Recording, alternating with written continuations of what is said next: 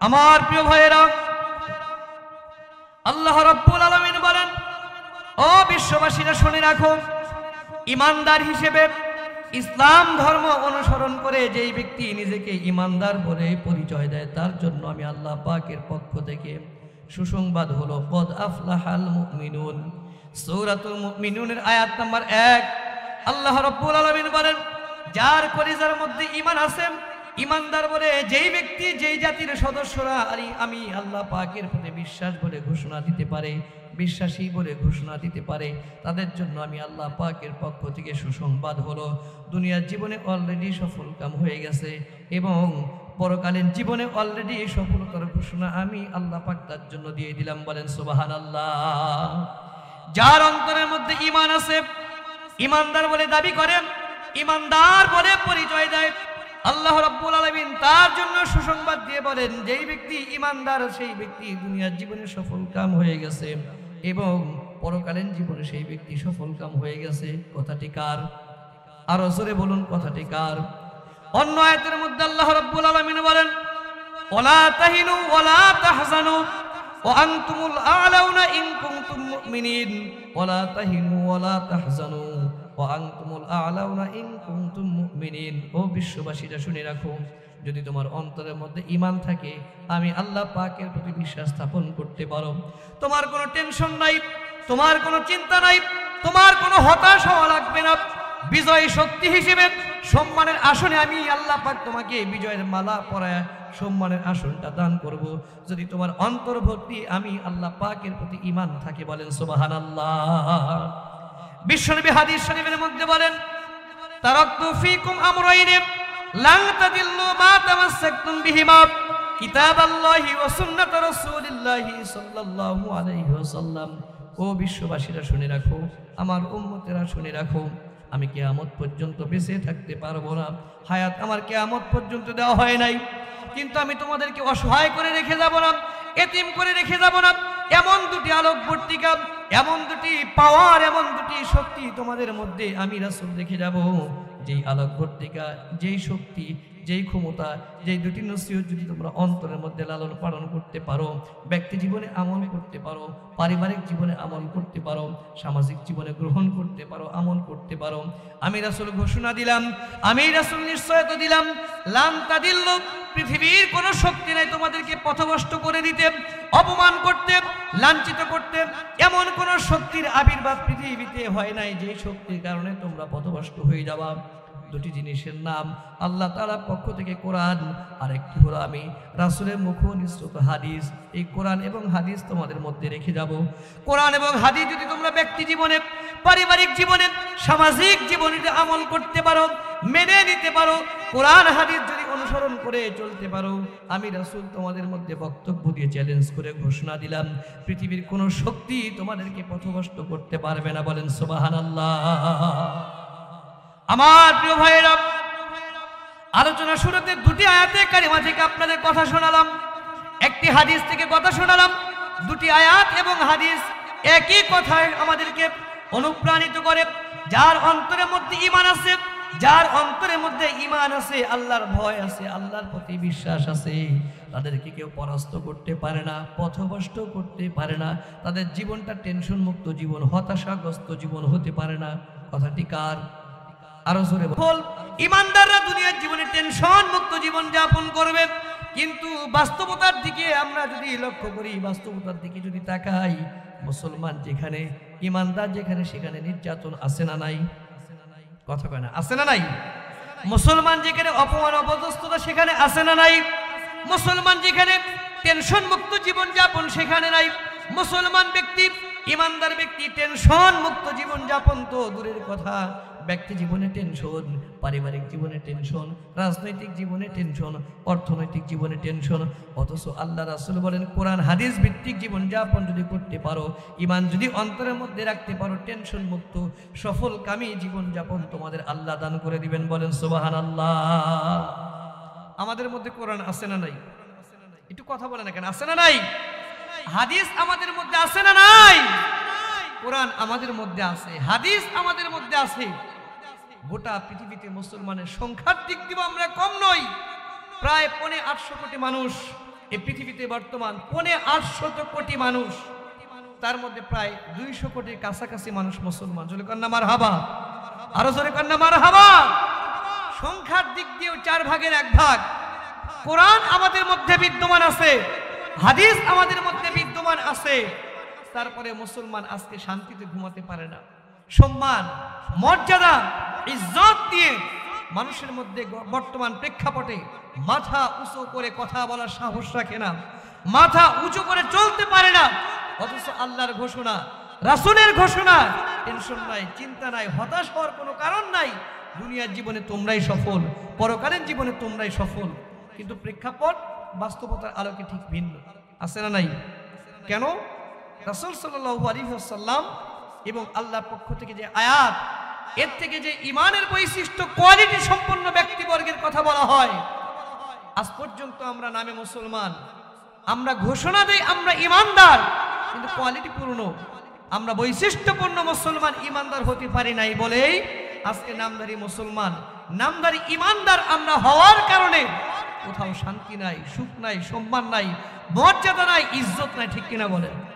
সম্মানিত হাজিরিন, আজকে মুসলমানের সন্তান কোরআন শরীফ পড়তে পারে না, আছে না নাই? মুসলমানের সন্তান বিশুদ্ধভাবে আল্লাহর কোরআন তেলাওয়াত করতে পারে না, অথচ ইংরেজি শেখে, ইতিহাস শেখে, বাংলা শেখে, অর্থনীতি শেখে, ভূগোল শেখে, গণিত শেখে, কেমিস্ট্রি শেখে, কত কিছু শেখে, কিন্তু মুসলমানের সন্তান আল্লাহর কোরআনটা আজ পর্যন্ত শিখতে পারে নাই, আছে না নাই? এই যে অভাগা, দুর্ভাগা জাতি আমরা, আমাদের মধ্যে যে সম্পদ আছে, এই সম্পদকে আমরা বুকে লালন করতে পারি নাই, এই সম্পদকে আমরা বুকে ধারণ করতে পারি নাই। এই সম্পদ ভিত্তিক জীবনযাপন করতে না পারার কারণে মুসলমান আজকে নির্যাতিত, নিষ্পেষিত, অবহেলিত, বঞ্চিত জাতিতে রূপান্তরিত হয়ে গেছে। ঠিক কিনা বলেন? সম্মানিত ভাইয়ের আমার, আমরা মুসলমানের সন্তান মনে করি কোরআন শরীফ শেখা শুধুমাত্র মাদ্রাসার শিক্ষার্থীদের কাজ। মুসলমানের সন্তান আজকে আমরা মনে করি কোরআন শিখবে, হাদিস শিখবে ওলামায়ে কেরাম, ইমাম সাহেব, খতিব সাহেব, আলেম ওলামা যারা আছে তারা। আমরা যারা স্কুল, কলেজ, বিশ্ববিদ্যালয়ের শিক্ষার্থী, ব্যবসা বাণিজ্য করি, অন্যত্র চাকরি বাকরি করি, আমাদের কোরআন শেখার দরকার নাই। এই কোরআনকে আমরা অপশনাল বানিয়ে ফেলছি, আছে না নাই? সম্মানিত ভাইয়ের আমার, আমরা মনে করি আল্লাহর পক্ষ থেকে এই কিতাব নাজিল হয়েছে জিন তাড়ানোর জন্য। আমরা মনে করি আল্লাহর পক্ষ থেকে কিতাব নাজিল করা হয়েছে তাবিজ দেখার জন্য, ভূত তাড়ানোর জন্য, তেল পড়ার জন্য। এলাকার গ্রাম অঞ্চলে চোর চুরি করলে চাউল পরা দিয়ে চোর ধরার জন্য আল্লাহর কিতাব নাজিল হয়েছে। এবং এই কোরআন মৃত মানুষের জন্য নাজিল হয়েছে। যখন মানুষ মৃত্যুবরণ করবে, লাশটা খাটের মধ্যে শুয়ে থাকবে, চারপাশে ওলামায়ে কেরাম, হাফেজ সাহেবেরা কোরআন তেলাওয়াত করে করে ওই মৃত ব্যক্তির আত্মার মাগফিরাত, ওই মৃত ব্যক্তির আত্মাটা জান্নাতে পৌঁছে দেবে। এজন্য আল্লাহর কিতাব নাজিল হয়েছে। এই চিন্তাই তো আমরা মনে করি, নাকি? আসলে কি আল্লাহর কোরআন জিন তাড়ানোর জন্য, ভূত তাড়ানোর জন্য, তাবিজ দেখার জন্য, তেল পানি পড়ার জন্য কি নাজিল হয়েছে? মৃত মানুষের জন্য কি নাজিল হয়েছে? নাজিল হয় নাই। কিন্তু আমরা ঠিক এই আচরণটাই কোরআনের সাথে করি। আল্লাহ রাব্বুল আলামিন বলেন এই কোরআন জীবিত মানুষের জন্য, মৃত মানুষের জন্য এই কোরআন নয়। আল্লাহ রাব্বুল আলামিন সূরাতুস সফের 37 নম্বর আয়াতের মধ্যে বলেন, ও বিশ্ববাসীরা শুনে রাখো, ইন্না ফী যালিকা লাযিকরা লিমান কানা লাহু কলবুন আও আলকাস সামআ ওয়া হুয়া শাহীদ। ও বিশ্ববাসীরা শুনে রাখো, ইন্না ফী যালিকা লাযিকরা, এই কোরআন নসিহতের কিতাব, পরামর্শের কিতাব, উপদেশের কিতাব, নির্দেশনার কিতাব। এই কিতাবের মধ্যে, এই কোরআনের মধ্যে হাজার হাজার নির্দেশনা, উপদেশ, পরামর্শ, নসিহত দিয়ে আমি আল্লাহ পাক ভরপুর করে দিয়েছি। ব্যক্তি জীবনের জন্য পরামর্শ, পারিবারিক জীবনের জন্য পরামর্শ, রাজনৈতিক জীবনের জন্য পরামর্শ, অর্থনৈতিক জীবনের জন্য পরামর্শ। তোমার জীবনটা যেন সুন্দর হয়, তোমার জীবনটা যেন পরিপাটিভাবে সাজানো যায়, তোমার জীবনটা যেন সম্মানের সাথে পরিচালনা করা যায়। এই জন্য আমি আল্লাহ পাক এই কোরআনের মধ্যে শত শত হাজার হাজার নসিহত দিয়ে, পরামর্শ দিয়ে ভরপুর করে দিয়েছি। এই কিতাব তার জন্য লিমান কানা লাহু কলবুন, যার একটি জীবিত কলব আছে, জীবিত আত্মা আছে, জীবিত কলব, জীবিত অন্তর, জীবিত আত্মা বিশিষ্ট মানুষের জন্য আমি কোরআনুল কারীম নাজিল করেছি। বলেন সুবহানাল্লাহ। আল্লাহ রাব্বুল আলামিন বলেন আও আলকাস সামা ওয়া হুয়া শাহীদ। ও বিশ্ববাসীরা শুনে রাখো, এই কিতাব কার জন্য নাজিল করলাম? যার একটি জীবিত কলব, জীবিত আত্মা আছে, পাশাপাশি যার দুটি কান আছে, কান দিয়ে শুনতে পায়, যার দুটি চোখ আছে, চোখ দিয়ে দেখতে পায়। চোখ দিয়ে দেখা লাগবে, কান দিয়ে শোনা লাগবে, অন্তর দিয়ে ফিকির করা লাগবে। অন্তর জীবিত থাকা লাগবে, চোখ জীবিত থাকা লাগবে, কান জীবিত থাকা লাগবে। অন্তর বিশিষ্ট, চোখ বিশিষ্ট, কান বিশিষ্ট মানুষ যারা, তাদের জন্য আমি আল্লাহ পাক কিতাব নাজিল করেছি। কিন্তু দুর্ভাগা জাতি আমরা, যতদিন পর্যন্ত আমার কলব জীবিত থাকে, কান জীবিত থাকে, চোখ জীবিত থাকে, ততদিন পর্যন্ত আমরা আল্লাহর কোরআন শেখার কোনো চিন্তা ভাবনাও করি না। বলেন ঠিক কিনা? আমার প্রিয় ভাইয়েরা, আমার দাদা মৃত্যুবরণ করার পরে এলাকার ইমাম সাহেবের কাছে টেলিফোন করলাম, হুজুর কোথায় আছেন? তাড়াতাড়ি আমার বাড়িতে 5-7 জন হাফেজ সাহেবকে নিয়ে তাড়াতাড়ি তাশরীফ আনেন। আমার দাদা মৃত্যুবরণ করেছে, লাশটা খাটিয়ার মধ্যে শুয়ে আছে, তাড়াতাড়ি আমার বাড়িতে আসেন হাফেজ সাহেবদের সহকারে। আমার দাদার চারপাশে একটু বসেন, কোরআন তেলাওয়াত করেন। আমার দাদা আত্মার যেন শান্তি হয়, আমার দাদা আত্মার মাগফিরাত কল্যাণ কামনা করে চারপাশে বসে বসে কোরআন তেলাওয়াত করেন। এই দৃশ্য দেখতে চাই। হুজুর আপনার টেলিফোন পাওয়ার সাথে সাথে দৌড়ে আপনার বাড়িতে আসলো। বাড়িতে আসার পরে আপনার দাদার লাশটা খাটের মধ্যে শুয়ে আছে, চারপাশে গোলাকৃতি অবস্থায় বসে বসে আল্লাহর কোরআন তেলাওয়াত করা শুরু করে দিল। উদ্দেশ্য আপনার দাদা যেন জান্নাতুল ফিরদাউসের মেহমান হতে পারে। কিন্তু আপনার আমার দাদা জীবিত থাকা অবস্থায় কোরআন তেলাওয়াত করে নাই, কোরআন তেলাওয়াতের চেষ্টা করে নাই, কোরআন ভিত্তিক জীবন যাপন করে নাই, এমনকি আল্লাহর কোরআনের বিরুদ্ধে পর্যন্ত অবস্থান করেছে। কোরআন হাদিস যেখানে বিরুদ্ধে অবস্থান তিনি সেখানে নিয়েছেন। এমনকি কোরআন ভিত্তিক জীবনযাপন যারা করতে চায় তাদের বিরুদ্ধেও পর্যন্ত অবস্থান নিতে বিন্দু মাত্র কার্পণ্যতা বোধ করে নাই। এমন মৃত মানুষ, এমন দাদা দাদি আমরা দেখেছি, ঠিক কিনা বলে?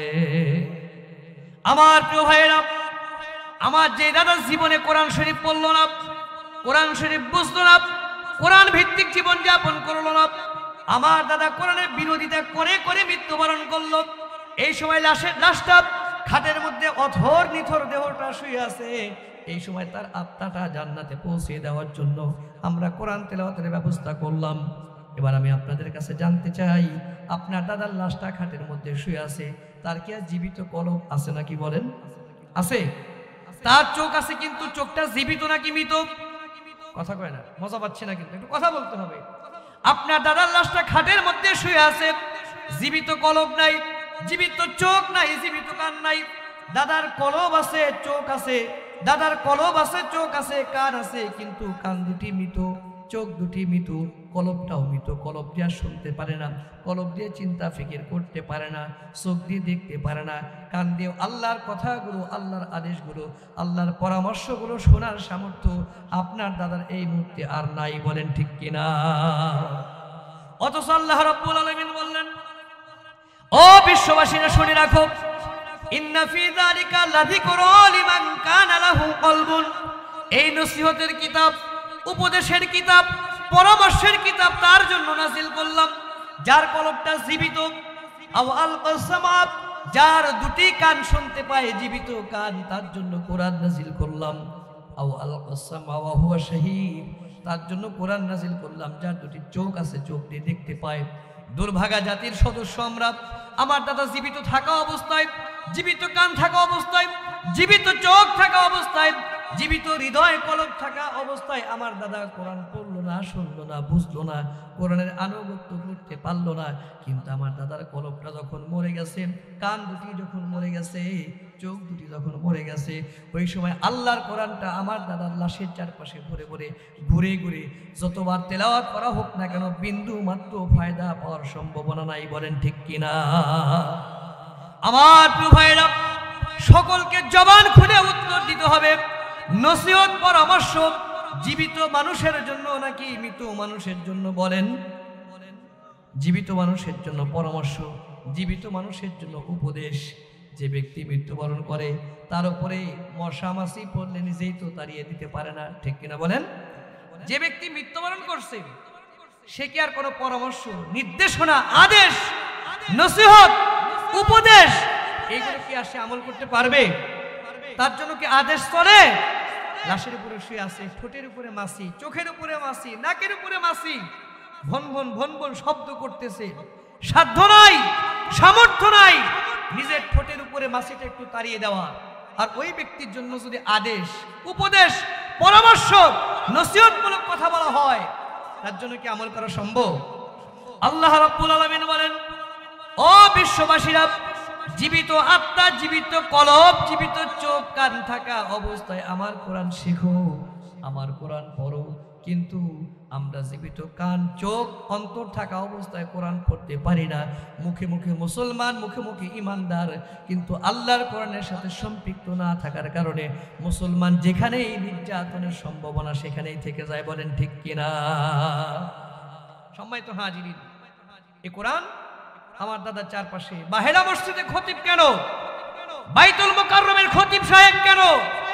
খানায় কাবার ইমাম সাহেব যদি আপনার দাদার চারপাশে, লাশের চারপাশে কোরআন তেলাওয়াত করে, কণ্ঠ যত সুন্দর হোক না কেন, একটা নসিহত, আল্লাহর কোরআনের একটা পরামর্শ আমার আপনার দাদা মৃত্যুবরণ করা অবস্থায় মানার সুযোগ, আমল করার সুযোগ, সম্ভাবনা বিন্দুমাত্র থাকার নাই।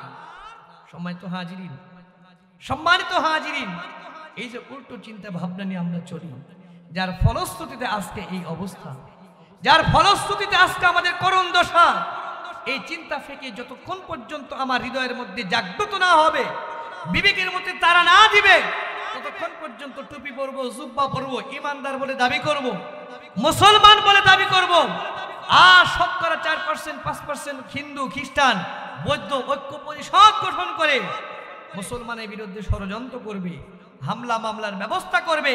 কিয়ামত পর্যন্ত আমরা আল্লাহর দরবারে হাত তুলে তুলে কাঁদতেই থাকবো। আল্লাহ বলবেন, হবে না, নামমাত্র ইমানদার তুমি, নামমাত্র মুসলমান তুমি, তোমার ইমান আমার কাছে গ্রহণযোগ্য নয়, যার ফলশ্রুতিতে দুনিয়ার জীবনে তুমি সফল হতে পারো নাই, পরকালীন জীবনে সফল হতে পারবে না। দেখা হবে কিয়ামতের ময়দানে নামমাত্র ইমানদার মুনাফিক হিসেবে সাব্যস্ত হয়ে জাহান্নামের আসামি হিসেবে তোমাদেরকে জাহান্নামে নিক্ষিপ্ত করা হবে। জোরে কন্যা নাউজুবিল্লাহ। আর একটা আওয়াজ দেওয়া না, নাউজুবিল্লাহ। সম্মানিত হাজিরিন, আমি একটা মাসআলা ক্লিয়ার করি। সকালবেলায় তো আপনি আলোচনা শুরু করবেন, হায় হায় হুজুর বলে গেল কই, মানুষ মৃত্যুবরণ করলে, কোরআন তেলাওয়াত করলে সওয়াব নাই, তাহলে লাভটা কি? তাহলে কি ভুল করলাম? তাহলে হুজুর কি বলে গেলেন? আমি মাসআলা দিচ্ছি না, কোরআন তেলাওয়াত করা যাবে কি যাবে না সেটা বলতেছি না, সেইটা আমার বোঝানোর উদ্দেশ্য নয়। আল্লাহর কোরআন তেলাওয়াত করলে মৃত ব্যক্তির আত্মা শান্তি পাবে, আমি বিতর্কের জায়গায় যাচ্ছি না, শুধু এতটুকু বোঝাতে চাই, আল্লাহর কোরআন, নসিহতের কোরআন, উপদেশের কোরআন, পরামর্শের কোরআন, নির্দেশনামূলক কোরআন মৃত মানুষের জন্য নয়। কেন? আমরা যে মৃত ব্যক্তির চারপাশে দাঁড়িয়ে দাঁড়িয়ে, বসে বসে, ঘুরে ঘুরে কোরআন তেলাওয়াত করলাম, আয়াতের মধ্যে আমরা পড়েছি আকিমুস সালাতা ওয়া আতুজ যাকাতা ওয়া আমারু বিল মারুফি ওয়া নাহাউ আনিল মুনকার। এই আয়াতগুলো কোরআন শরীফের মধ্যে আছে না নাই? আছে। অনেক ভাই মুখই খোলেন না, আছে। আমার প্রিয় ভাইরা, মৃত ব্যক্তির চারপাশে কোরআন তেলাওয়াত করা শুরু করলাম, আয়াতের মধ্যে দেখতে পেলাম আল্লাহ রাব্বুল আলামিনের নির্দেশনা হলো আকিমুস সালাতা ওয়া আতুজ যাকাতা ওয়া আমারু বিল মারুফি ওয়া নাহাউ আনিল মুনকার।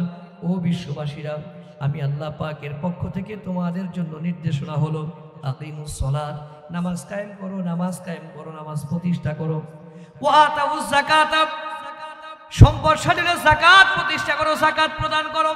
ওয়া আমারু বিল মারুফি, সমাজের মধ্যে শান্তি শৃঙ্খলা বিরাজমান করার লক্ষ্যে সৎ কাজের আদেশ দাও, সৎ কাজের আদেশ দাও। অশান্তিমূলক কাজ থেকে মানুষকে, অন্যায় কাজ থেকে মানুষকে নিষেধ করো, বারণ করো। এই যে একটি আয়াতের মধ্যে 4টি নির্দেশনা, এই নির্দেশনাগুলো কে দিলেন বলেন? আল্লাহ 4টি নির্দেশনা আয়াতের মধ্যে বললাম, তেলাওয়াতের মধ্যে বললাম, ইন্নাল্লাহা ইয়া'মুরু বিল আদলি ওয়াল ইহসান। ও বিশ্ববাসীরা, নিশ্চয় তোমার রবের পক্ষ থেকে নির্দেশনা হলো মানুষের মধ্যে ইনসাফ প্রতিষ্ঠা করো, ইনসাফ প্রতিষ্ঠা করো, ন্যায় প্রতিষ্ঠা করো। এই যে নির্দেশনা, ওই যে আমার চারপাশে লাশের খাটের চারপাশে তেলাওয়াতগুলো করলাম, একবার দুইবার তিনবার নয়, শত শতবার যদি আয়াতগুলো তেলাওয়াত করি, কোরআনটা খতম করে শোনাই, ওই মৃত ব্যক্তির পক্ষ থেকে একটা আয়াতের হুকুম বাস্তবায়ন করা সম্ভব হবে না। বলেন ঠিক কিনা? এই জন্য বলছি মৃত ব্যক্তির জন্য এই কিতাব খুব বেশি উপকার বয়ে আনতে পারবে না, তবে আত্মার কিছু সওয়াব পাবে। যেমন একটি এক্সাম্পল আপনাদের সামনে দেই। এটার নাম কি? যেরকম নাম কি? কলমটা আপনি কিসের জন্য কিনি? লেখার জন্য কলম কিনি। 5 টাকা দাম, 6 টাকা দাম। লেখার উদ্দেশ্যেই আমরা কলম কিনি। কিন্তু কলমের উল্টো পিঠটা মাঝে মাঝে কান চুলকানের কাজে ব্যবহার করে কি করি না? আপনারা করেন? আমি একজন শিক্ষক মানুষ, আমি মাঝে মাঝে করি। লিখতে লিখতে লিখতে লিখতে ক্লান্ত অবস্থায় হঠাৎ কানের মধ্যে একটু চুলকানের ক্ষেত্রে ব্যবহার মাঝে মাঝে প্রত্যেকে আমরা কম বেশি করি। কিন্তু বলেন, এই কলমটা যখন কিনছি, উদ্দেশ্য লেখা না কান চুলকানো? কথা কয় না সব একসাথে? কলমটা যখন কিনলাম, উদ্দেশ্য কি লেখা পড়া নাকি পিঠ চুলকানো? উদ্দেশ্য লেখা। লেখার উদ্দেশ্যে কলম তৈরি, লেখার উদ্দেশ্যে কলম কেনা। কিন্তু মাঝে মাঝে এক্সট্রা ফায়দা পিঠ চুলকানের মাধ্যমে কলম থেকে আমরা পাই, ঠিক কিনা বলেন? কিন্তু যদি কোনো ব্যক্তি দোকানদারকে গিয়ে বলেন, ভাই এটা ভালো সুন্দর একটা কলম দিবেন, কেন এত সুন্দর কলম লাগবে কেন? লেখার জন্য একটা কালার তো হলেই হয়। এবার বলেন, ভাই আমি এই কলমটাতে লেখাপড়া করব না, এই কলমটাতে একটু পিঠ চুলকানের কাজে ব্যবহার করব। আপনাকে পাগল বলবে নাকি ভালো বলবে? পাগল বলবে। আরে বোকাউল্লাহ চৌধুরী, মানুষ কলম কেনে লেখাপড়া করার জন্য, আর কোম্পানি কলম তৈরি করেছে লেখার জন্য। তুমি পিঠ চুলকানোর জন্য আর কোনো জিনিস খুঁজে পাও না, কলম কেন? সম্মানিত হাজিরিন, ওই ক্ষেত্রে আমরা যেরকম হাসির পাত্র হয়ে যাব, ঠিক তেমনি এ কোরআন যদি শুধুমাত্র জেন তাড়ানোর জন্য, ভূত তাড়ানোর জন্য, তাবিজ দেখার জন্য, আর মানুষ মৃত্যুবরণ করলে তার চারপাশে ঘুরে ঘুরে কোরআন তেলাওয়াত করে আত্মাটা রুহের মাগফিরাত কামনার জন্য কোরআন যদি তেলাওয়াত করি, সে হিসেবে যদি গ্রহণ করি, ফেরেশতারাও হাসবে আর কিয়ামত দিবসের জন্য অপেক্ষা করবে। আসো, উল্টো দিকে হাঁটা। কোরআন নাজিল করা হয়েছে ব্যক্তি জীবন, পারিবারিক জীবন, সামাজিক জীবন, রাজনৈতিক জীবন, অর্থনৈতিক জীবন। তোমার জীবন আচরণ যেখানে প্রত্যেকটা পরতে পরতে আল্লাহর কোরআন থেকে দিক নির্দেশনা অনুযায়ী চলবে। আর তুমি কোরআন দিয়ে ভূত তাড়াও, কোরআন দিয়ে মানুষ মৃত্যুবরণ করে জান্নাতে পাঠানোর জন্য তেলাওয়াত করো।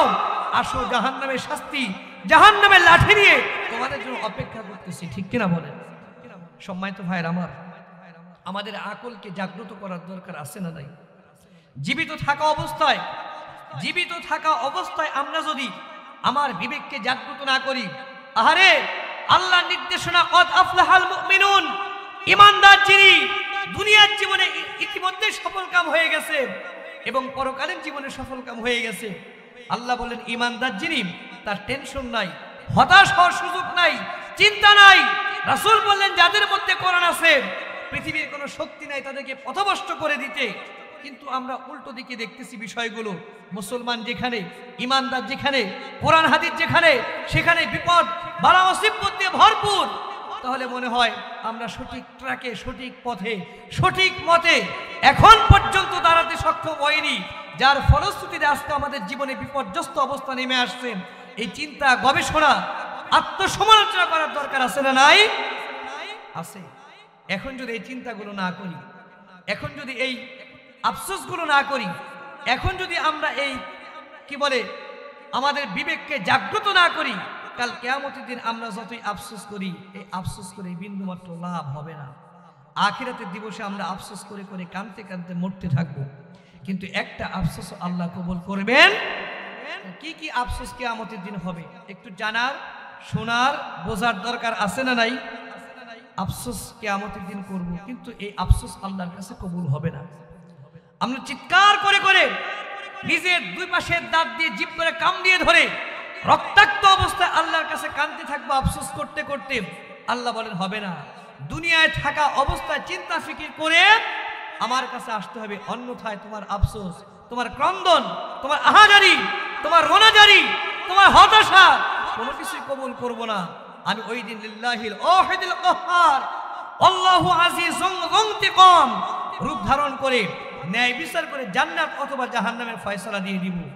যা বোঝার যা অনুধাবন করার, যা চিন্তা দুনিয়াতে থাকা অবস্থায় করে আসতে হবে। কথাগুলো কার? আমার প্রিয় ভাইরা, কোরআন যদি শিখতে না পারি, কোরআন যদি বুঝতে না পারি, কোরআন ভিত্তিক জীবন যাপন যদি করতে না পারি, এই অবস্থায় যদি মৃত্যুবরণ করি, কাল কিয়ামতের দিন আল্লাহর আদালতে আসামি হয়ে দাঁড়াতে হবে।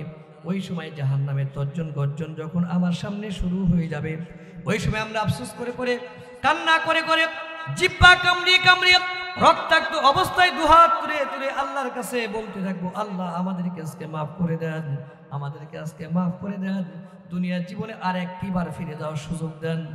আমরা আফসোস করে করে বলবো।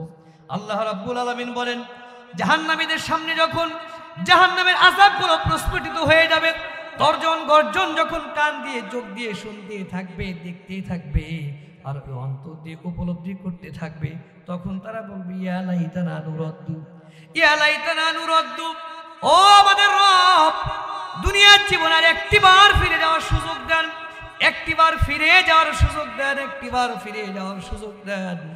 আমরা ভুল করেছি, দুনিয়াকে প্রাধান্য দিতে গিয়ে আপনার কোরআনকে ভুলে গেছি, আপনার কোরআন পড়তে পারি নাই, শিখতে পারি নাই, আপনার কোরআন ভিত্তিক ব্যক্তি জীবন গঠন করতে পারি নাই, আপনার কোরআনের বিধান অনুযায়ী রাজনৈতিক জীবনটা সাজাতে পারি নাই, আপনার কোরআনের বিধান অনুযায়ী অর্থনৈতিক জীবনটা সাজাতে পারি নাই, ভুল হয়ে গেছে। আজকে আমাদেরকে মাফ করে দেন, আর একটিবার দুনিয়ার জীবনে যাওয়ার, ফেরত যাওয়ার সুযোগ দেন। আল্লাহ বলবেন, হবে না, হবে না, ও বান্দারা, আর হবে না।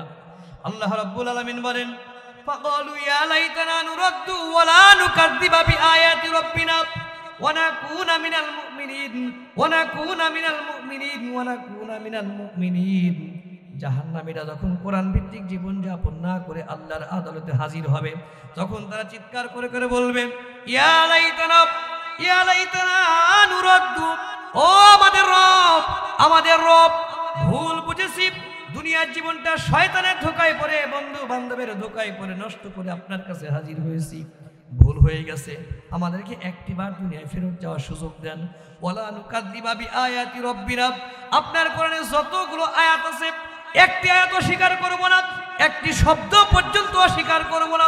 প্রত্যেকটা আয়াত, প্রত্যেকটা শব্দ ব্যক্তি জীবনে, পারিবারিক জীবনে, বাস্তবিক জীবনে আমল করে করে আপনার আদালতে হাজিরা দেব। আর ভুলটা হবে না, আর ভুলটা হবে না, আপনার আয়াতগুলো মিথ্যা প্রতিপন্ন করব না। ওয়া নাকুনা মিনাল মুমিনিন, এবং একনিষ্ঠ ইমানদার, সাচ্চা ইমানদার হয়েই তারপরে আপনার আদালতে হাজির হব। বলেন সুবহানাল্লাহ। আমার প্রিয় ভাইয়েরা, আজকে কোরআন শিক্ষার গুরুত্ব বোঝাতে গিয়ে কথাগুলো বলতে হচ্ছে।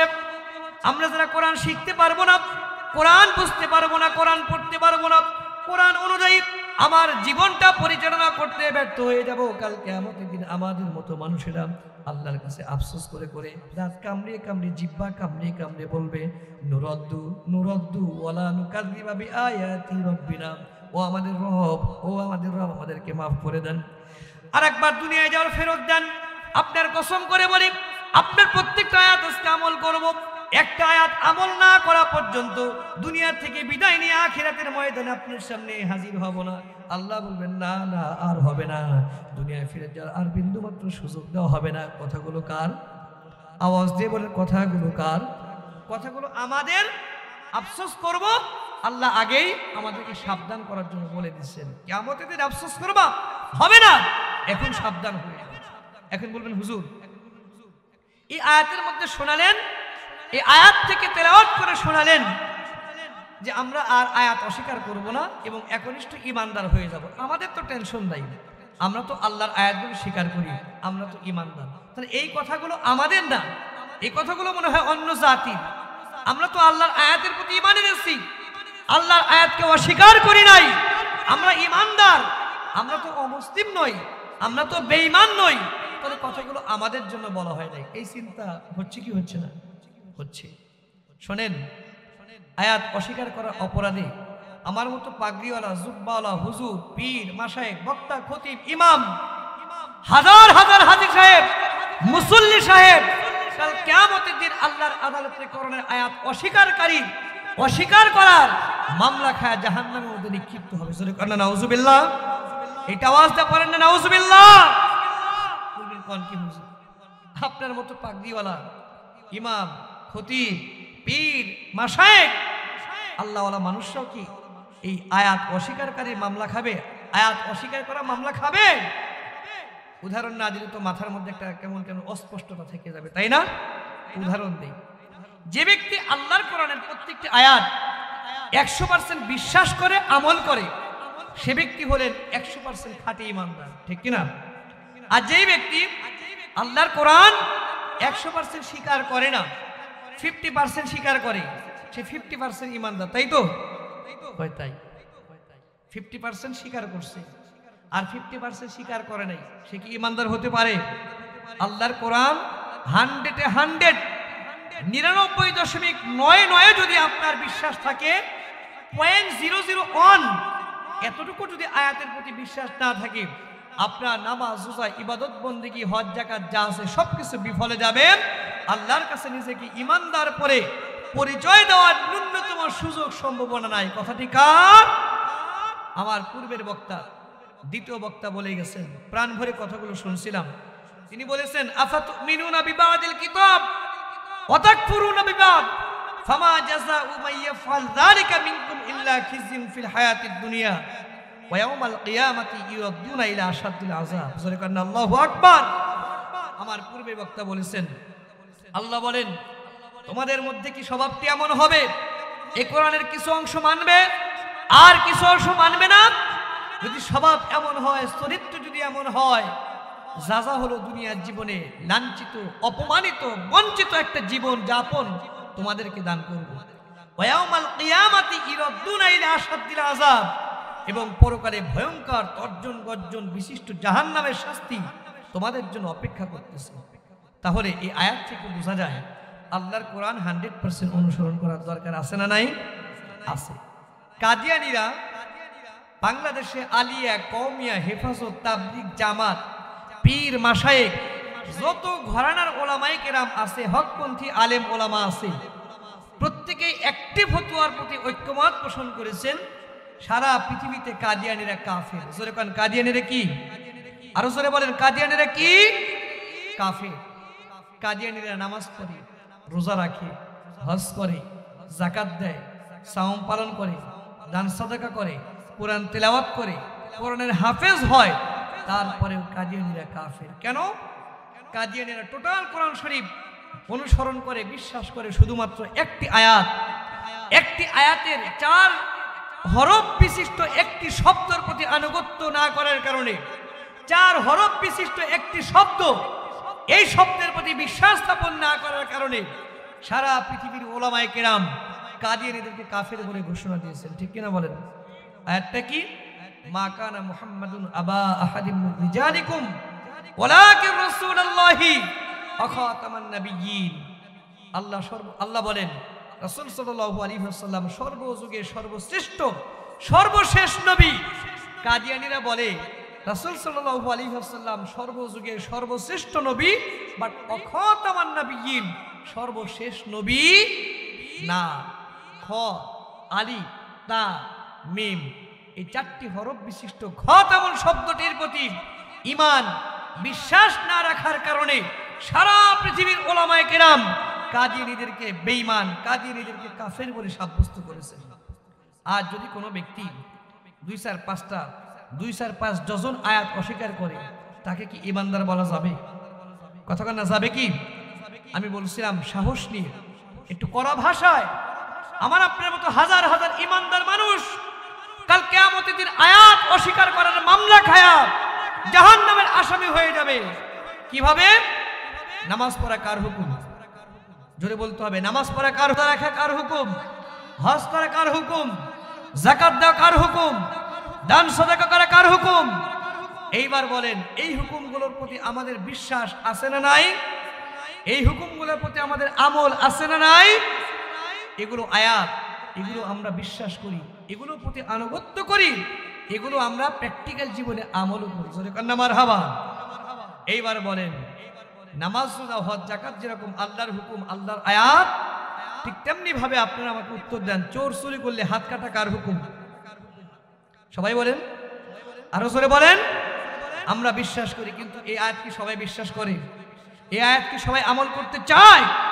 মুখে মুখে বিশ্বাস করলেও যদি তার সামনে গিয়ে বলা হয় ভাই আমি একজন মুসলমান, আমি আল্লাহর বান্দা, আল্লাহর গোলাম হিসেবে আল্লাহর আয়াত as-sariqu was-sariqatu faqtu aydiyahuma জাযাআম বিমা কাসাবা নাকালাম মিনাল্লাহ, চোর চুরি করলে হাত কেটে দিতে হবে, বিধানটি আল্লাহর, এই বিধান এই হুকুম আল্লাহর জমিনে প্রতিষ্ঠিত হওয়ার আন্দোলনে শামিল হন, তখন আপনাকে বিভিন্ন তকমা দিয়ে, আপনাকে মুখ ভেটকিয়ে অন্যভাবে বিভিন্ন ভাষায় বিভিন্ন শব্দ প্রয়োগ করে আপনাকে গালিগালাজ করে চলে যাবে। আছে না নাই? আমার প্রিয় ভাইয়েরা, আল্লাহ রাব্বুল আলামিন আকিমুস সালাতা ওয়া আতাবুজ যাকাতা বলে ঘোষণা দেওয়ার কারণে আমরা মুসলমানেরা আয়াতের প্রতি বিশ্বাস স্থাপন করে নামাজ প্রতিষ্ঠার জন্য চেষ্টা করি, মেহনত করি, নামাজ আদায় করি, যাকাত প্রত্যেক বছর আদায় করি। এটার নাম হলো ঈমান, এটার নাম হলো বিশ্বাস। নামাজ না পড়তে পারলেও চেষ্টা করি 5 ওয়াক্ত সালাত আদায় করার। যাকাত দেওয়ার সামর্থ্য আমাদের নাই, তারপরে চেষ্টা করি, ইচ্ছা পোষণ করি, আল্লাহ টাকা পয়সার মধ্যে বরকত যদি আপনি দিয়ে দেন তাহলে যথাযথ হিসাব করে আপনার সন্তুষ্টির জন্য যাকাত দেব। কারণটা এটা হলো আয়াত, এটা হলো আপনার পক্ষ থেকে নির্দেশনা। যাকাত দেওয়ার জন্য মেহনত করি, সালাত কায়েম করার জন্য মেহনত করি, সৎ কাজে আদেশ করার জন্য মেহনত আমরা প্রতিনিয়ত করি। কিন্তু অপর আয়াতের মধ্যে আল্লাহ রাব্বুল আলামিন বলেন as-sariqu was-sariqatu ফাকতু আইদিয়াহুমা জাযাআম বিমা কাসাবা নাকালাম মিনাল্লাহ। ও বিশ্ববাসীরা শুনে রাখো, নামাজ যেরকম আমার হুকুম, দান সাদাকা যেরকম আমার হুকুম, হজ যেরকম আমার হুকুম, যাকাত যেরকম আমার হুকুম, ঠিক তেমনি চোর চুরি করলে শাস্তিটা কেমন হবে, ফয়সালা কেমন হবে, বিধানটা কেমন হবে। পৃথিবীর কোনো আইনদাতা, কোনো বিধানদাতার হুকুমই চলবে না। চোর চুরি করলে হাত কেটে দিতে হবে, এটি আমি আল্লাহ পাকের পক্ষ থেকে একান্ত নিষ্ঠা, একেবারে ইখলাসের সাথে এই আইনটাও তোমাকে আমল করতে হবে। বলেন সুবহানাল্লাহ।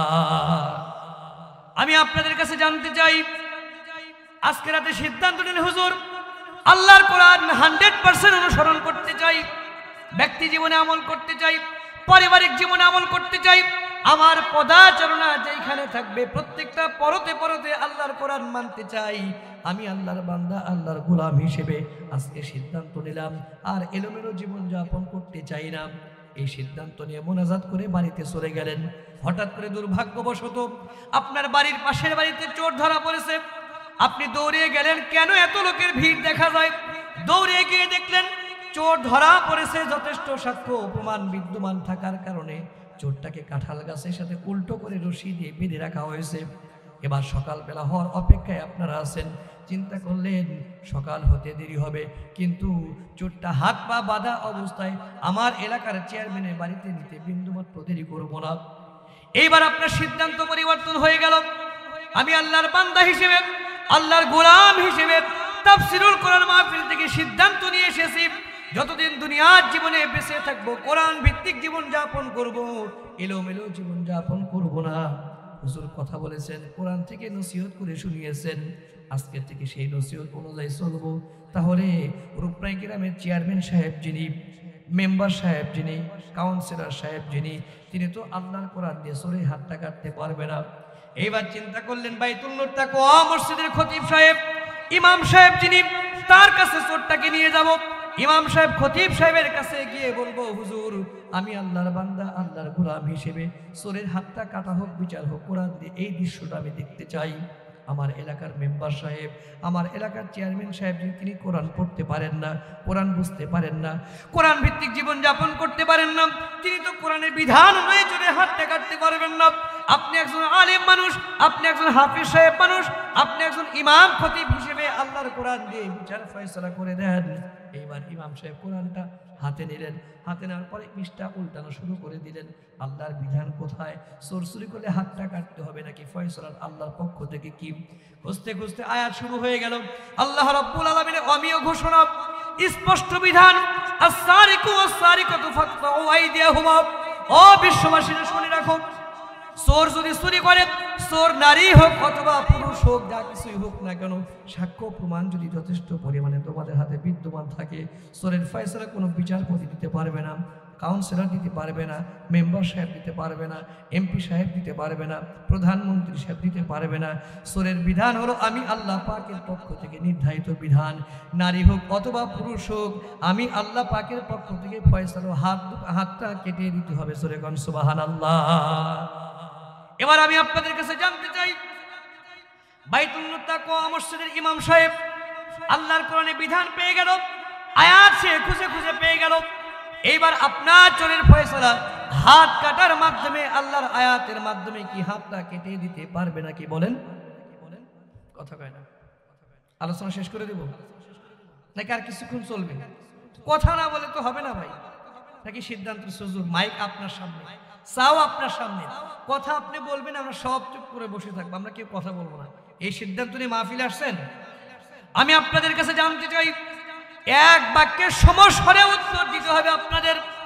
এই যে ইমাম সাহেবের কাছে গেলাম, ইমাম সাহেব আল্লাহর আয়াত তেলাওয়াত করে খুঁজে খুঁজে পেয়ে গেল, চোর যদি চুরি করে আল্লাহর পক্ষ থেকে বিধান হলো হাতটা কাটতে হবে। এইবার আলেম সাহেব যতই একজন বুজুর্গ ব্যক্তি হোক না কেন, কোরআন আলা ব্যক্তি হোক না কেন, হাতটা কি কাটতে পারবে নাকি বলেন?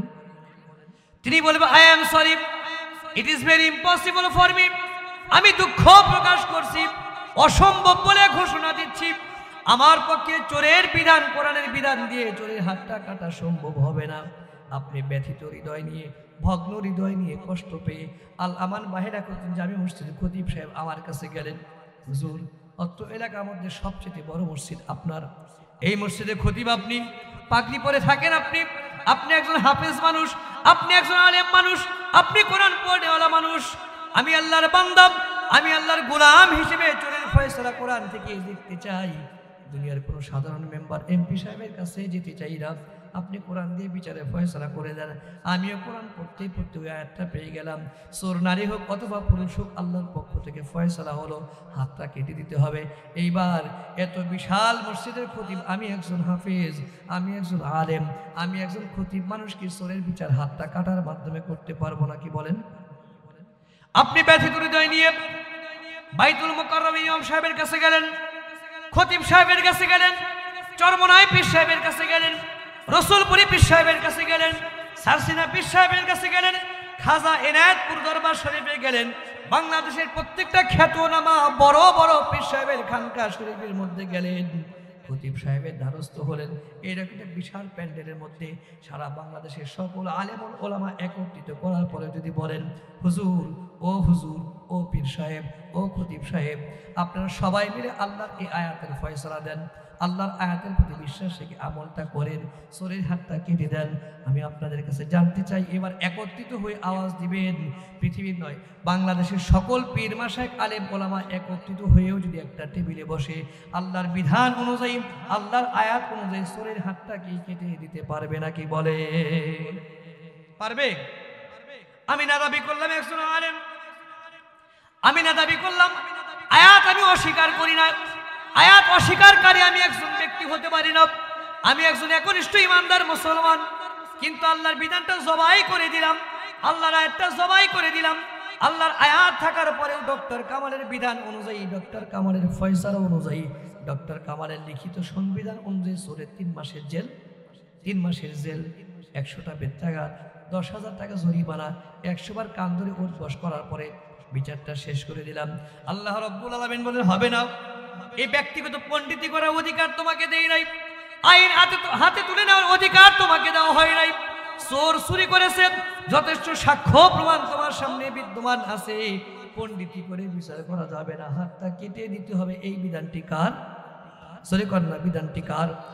এই বিধান অনুযায়ী আয়াত অস্বীকার করে, আয়াতটা জবাই করে, মাইনাস করে বিচার ফয়সালা করার কারণে আল্লাহ রাব্বুল আলামিন বলেন, ওয়ামান লাম ইয়াহকুম বিমা আনজালাল্লাহু ফাউলাইকা হুমুল কাফিরুন, ওয়ামান লাম ইয়াহকুম বিমা আনজালাল্লাহু ফাউলাইকা হুমুজ জালিমুন, ওয়ামান লাম ইয়াহকুম বিমা আনজালাল্লাহু ফাউলাইকা হুমুল ফাসিকুন। ও বিশ্ববাসীরা শুনে রাখো, যেই ব্যক্তি আমার বিধান দিয়ে, আমার নাজিল করা কোরআন দিয়ে যেই ব্যক্তি বিচার ফয়সালা করতে পারে না, ওই ব্যক্তির জন্য আমি আল্লাহ পাকের পক্ষ থেকে ঘোষণা হলো নিঃসন্দেহে ফাসিক, জালেম এবং কাফেরদের অন্তর্ভুক্ত ব্যক্তি। বলে কর নাউজুবিল্লাহ।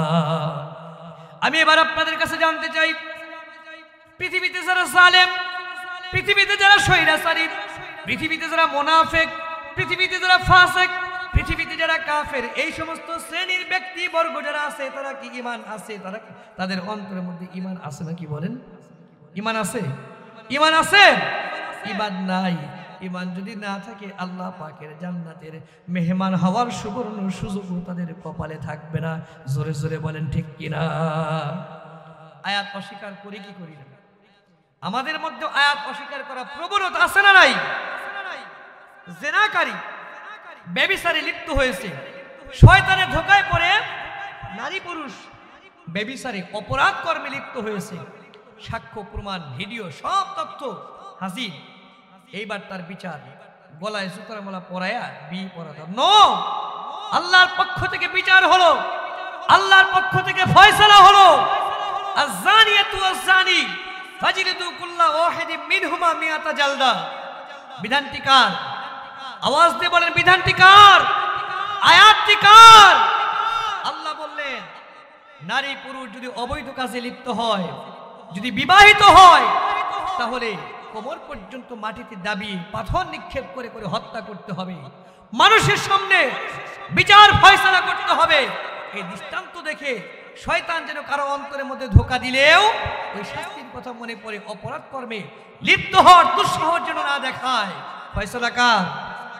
যদি এই নারী এবং পুরুষ অবিবাহিত হয়, অবিবাহিত হয়, প্রকাশ্যে ওয়ালিয়াশহাদ আযাবাহুমা, একটি দল যেন প্রত্যক্ষ করে, মানুষের সামনে হাজার মানুষের জমায়েত করার পরে 100টি ব্যত্যাঘাত করতে হবে। এই যে জেনাকারী ফয়সালা, জেনাকারীর শাস্তি, 100টি ব্যত্যাঘাত, এই আয়াত নাযিল করেছেন কে? আমরা কি সমাজের মধ্যে এই আয়াতের বাস্তবায়ন করতে পারি? যেরকম না পারি, এইবার বলুন হুজুর শেষ, অস্করা বন্ধ করেন, আপনিও চলে যান, আমরাও চলে যাই। যেহেতু আপনার মতো খতিব সাহেব, আপনার মতো হুজুর সাহেবের কাছে গেলেও এই আয়াত অনুযায়ী বিচার করতে পারবেন না, তো আল্লাহর ফয়সালা অনুযায়ী আপনিও তো কাফের, আমরাও তো কাফের, কাফের অশুনে লাভ কি? বিষয়টি প্রশ্ন আছে না নাই? আমি কাফের নই, আপনারাও কাফের নয়।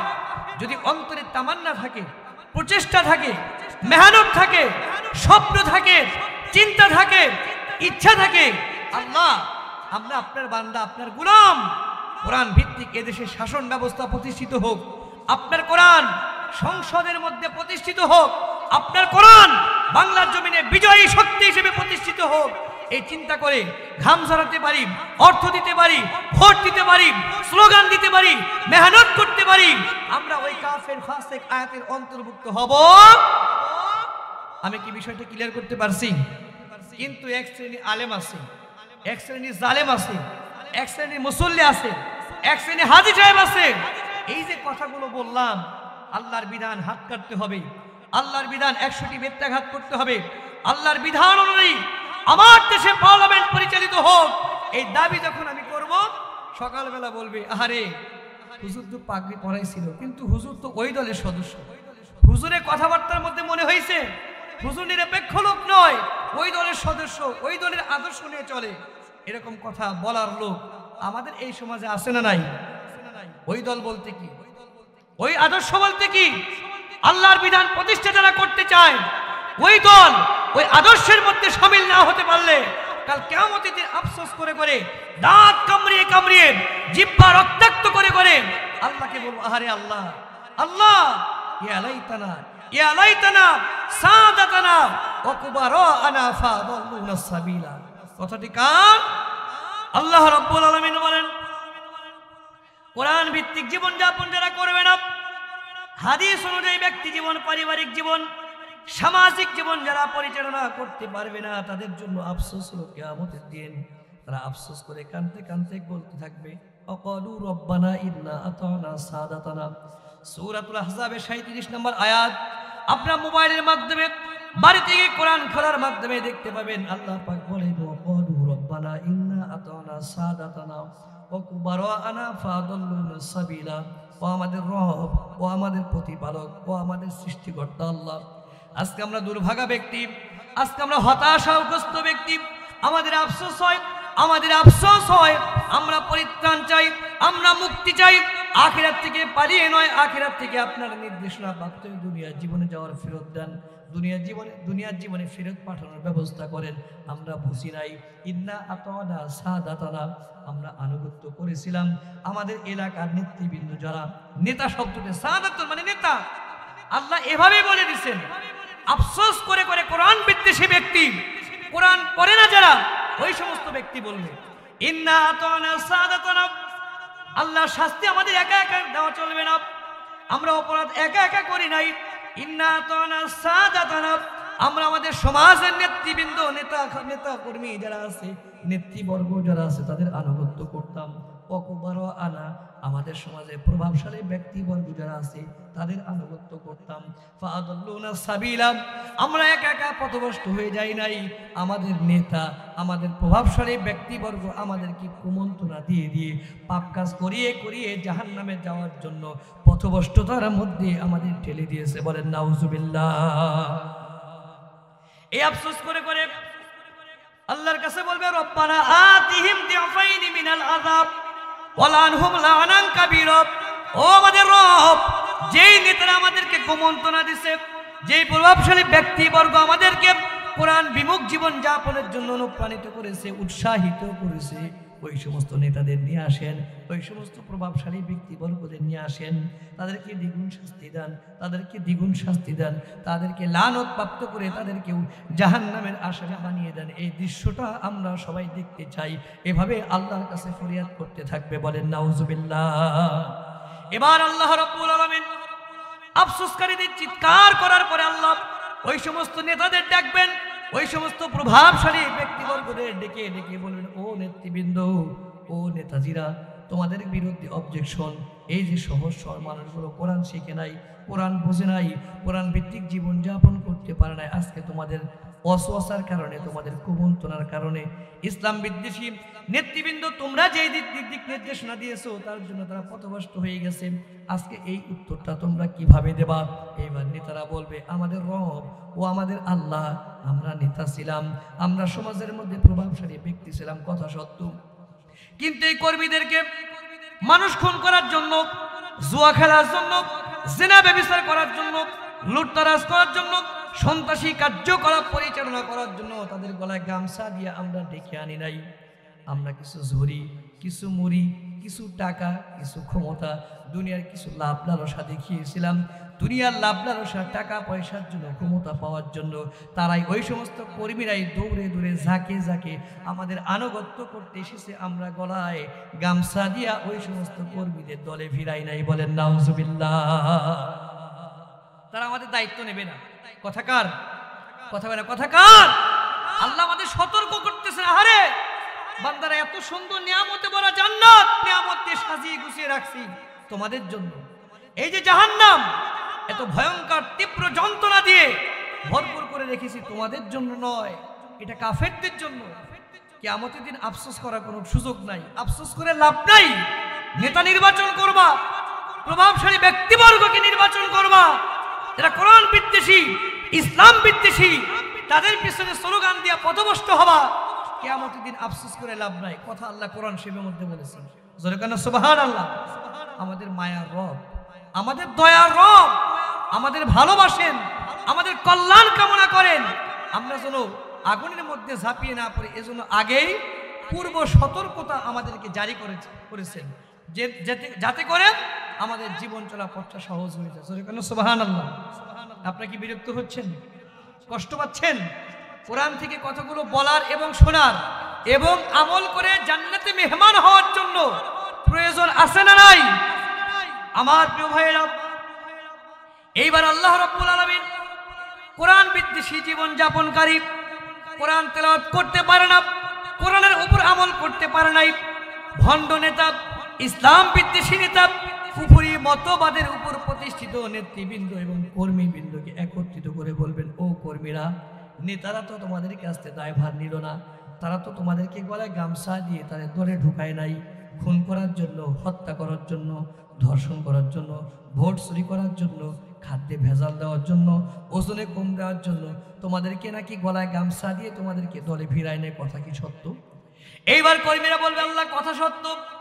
সামান্য কিছু হাদিয়ার বিনিময়ে, সামান্য কিছু স্বার্থের বিনিময়ে, 500 টাকার বিনিময়ে, একটু ক্ষমতার পাওয়ার লোভে লোভে আমরা না বুঝে কোরআন থেকে মুখ ফিরিয়ে নিয়েছিলাম। আল্লাহ মুখ ফিরিয়ে নিয়ে ভুল করেছি, আর ভুল করব না। নুরাদ্দু ওয়ালা নুকাযযিবু বিআয়াতি রাব্বিনা, আমাদেরকে দুনিয়ায় পাঠানোর ব্যবস্থা করেন। আর একবার দুনিয়ায় যদি ফিরিয়ে যেতে পারি তাহলে আপনার আনুগত্য করব, আপনার দলের কর্মী, কোরআন ভিত্তিক জীবনযাপন যারা করে তাদের সাথে বন্ধুত্ব সম্পর্ক তৈরি করব। আল্লাহ বলবেন হবে না, আল্লাহ বলবেন আর হবে না, সুযোগ নাই, সুযোগ নাই। এইবার আল্লাহ উচ্চ কণ্ঠে রাগান্বিত হয়ে ফেরেশতাদেরকে ডেকে ডেকে বলবেন, ওয়াসিকাল্লাযীনা কাফারু ইলা জাহান্নামা যুমারা, ও জাহান্নামের শাস্তিদায়ক ফেরেশতারা, তাড়াতাড়ি আসো।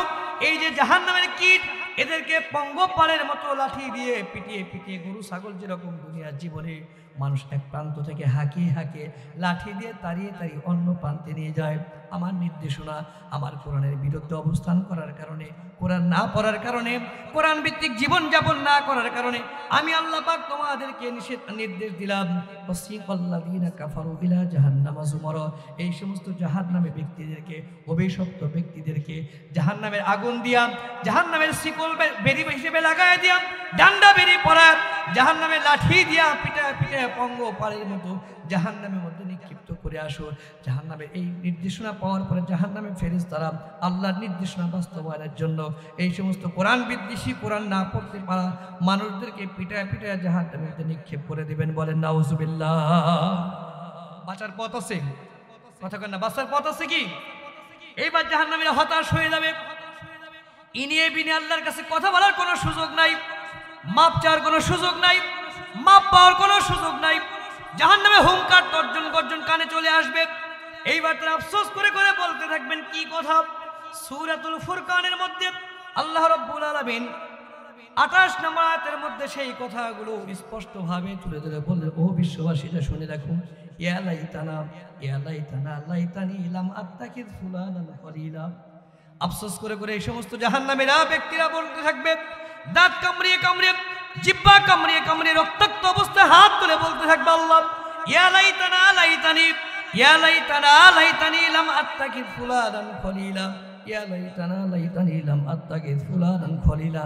আরে আল্লাহ, দুনিয়াতে বেঁচে থাকা অবস্থায় অমুকের সন্তান অমুককে, অমুকের ভাই অমুককে যদি বন্ধু হিসেবে গ্রহণ না করতাম, তাহলে কোরআনের বিপক্ষে আন্দোলন করতাম না, কোরআনের বিপক্ষে স্লোগান দিতাম না, মানুষের তন্ত্রমন্ত্র প্রতিষ্ঠা করার জন্য মিছিল করতাম না, মিটিং করতাম না, ভোট চুরি করে কোরআন বিদ্বেষী অবস্থান নিতাম না, কোরআনের পক্ষে যারা অবস্থান নেয় তাদের বিপক্ষে কাজ করতাম না। আমার ভুল হয়েছে দুনিয়ার জীবনে বন্ধু নির্বাচন করার ক্ষেত্রে, ভুল হয়েছে দুনিয়ার জীবনে বন্ধু বাছাই করার ক্ষেত্রে। লাইতানি লাম আত্তাকিজ ফুলানান খলিলা, অমুকের বেটা অমুককে বন্ধুরূপে যদি না গ্রহণ করতাম, আজকে আমাদেরকে জাহান্নামের আসামি হওয়া লাগতো না। বলেন নাউজুবিল্লাহ। এইবার জাহান্নামের দিকে যেতে থাকবে, পিছন থেকে জাহান্নামের ফেরেশতারা জাহান্নামের আগুনের লাঠি দিয়ে পিটাতে থাকবে। এইবার চিৎকার করে করে বলতে থাকবে, আমাদের রব, আমাদের ভুল হয়ে গেছে, আমাদের ভুল হয়ে গেছে, দুনিয়ার জীবনে ফেরত পাঠিয়ে দেন। পাঠাবে আল্লাহ? কি পাঠাবে? আল্লাহ বললেন হবে না। এবার চিৎকার করে চোখের পানি ছেড়ে দিয়ে দিয়ে চোখগুলো বড় বড় হয়ে যাবে। তারা চিৎকার করে করে বলতে থাকবে, লাকাদ আদাল্লানি আনিয যিকরি বাদা ইয জাআনি ওয়া কানা শাইতানু লিল ইনসানি খাযুলা।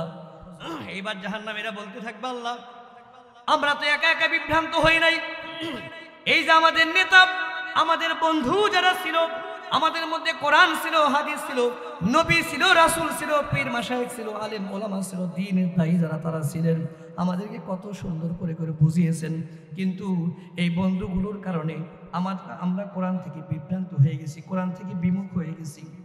আমাদের নিকট উপদেশ পৌঁছেছিল, কোরআনের বিধান আমরা জানতাম, কোরআনের বিধিমালাগুলো শুনতাম, কিন্তু আমল করতে যখন যাব কিন্তু পিছন থেকে টেনে ধরতো আমাদের বন্ধুরা, আমাদের নেতারা, আমাদের প্রভাবশালী ব্যক্তিবর্গরা টেনে ধীরে ধীরে জান্নাতের পথ থেকে টেনে হিঁচড়ে জাহান্নামের দিকে আমাদের ধাবিত করত। আল্লাহ ওই সমস্ত ব্যক্তিবর্গকে ওই জাহান্নামের আসামি আপনি বানিয়ে দেন। বলেন নাউজুবিল্লাহ। আল্লাহ বলবেন, লিকুল্লি দিয়ক মিনাল আযাব। এই অভিশপ্ত ব্যক্তিবর্গ, কোরআন ছিল, হাদিস ছিল, নবী ছিল, রাসূল ছিল, ওলামায়ে কিরাম ছিল, সত্য তোমাদের কাছে উন্মোচিত ছিল, জীবিত আত্মা, জীবিত কলম, জীবিত চোখ কান দান করেছিলাম, কোরআন দিয়েছিলাম, নসিহত দিয়েছিলাম, পরামর্শ দিয়েছিলাম, তারপরেও মানো নাই, যাও জাহান্নামে পড়ে থাকো, জাহান্নামে পড়ে থাকো, জাহান্নামে পড়ে থাকো। এইবার বান্দা আফসোস করবে, ইয়াউমা তুকাল্লাবু বুজুহুম ফিন্নার ইয়াকুলুনা ইয়া লাইতানা আতানা আল্লাহ ওয়া আতানা রাসূলা। আমাদের রব, আপনি আমাদেরকে মাফ করে দেন, আমাদেরকে মাফ করে দেন, আমাদের ভুল হয়ে গেছে, আমাদের ভুল হয়ে গেছে। এরকম চিৎকার করে কখন কথা বলতে থাকবে।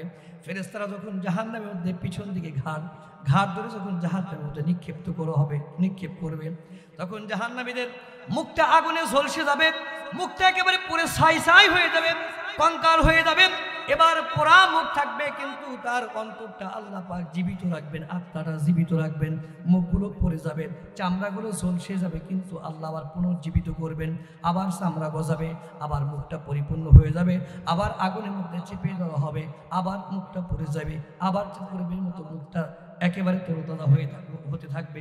এই অবস্থার মধ্যে ওই পোড়া মুখ নিয়ে জাহান্নামীরা বলবেন, ইয়াকুলুনা ইয়া লাইতানা, আমাদের আফসোস করে করে আমরা মরি। আল্লাহ আমাদের কি হয়ে গেল? আতানাল্লাহ ওয়া আতানার রাসূলা, আতানাল্লাহ ওয়া আতানার রাসূলা।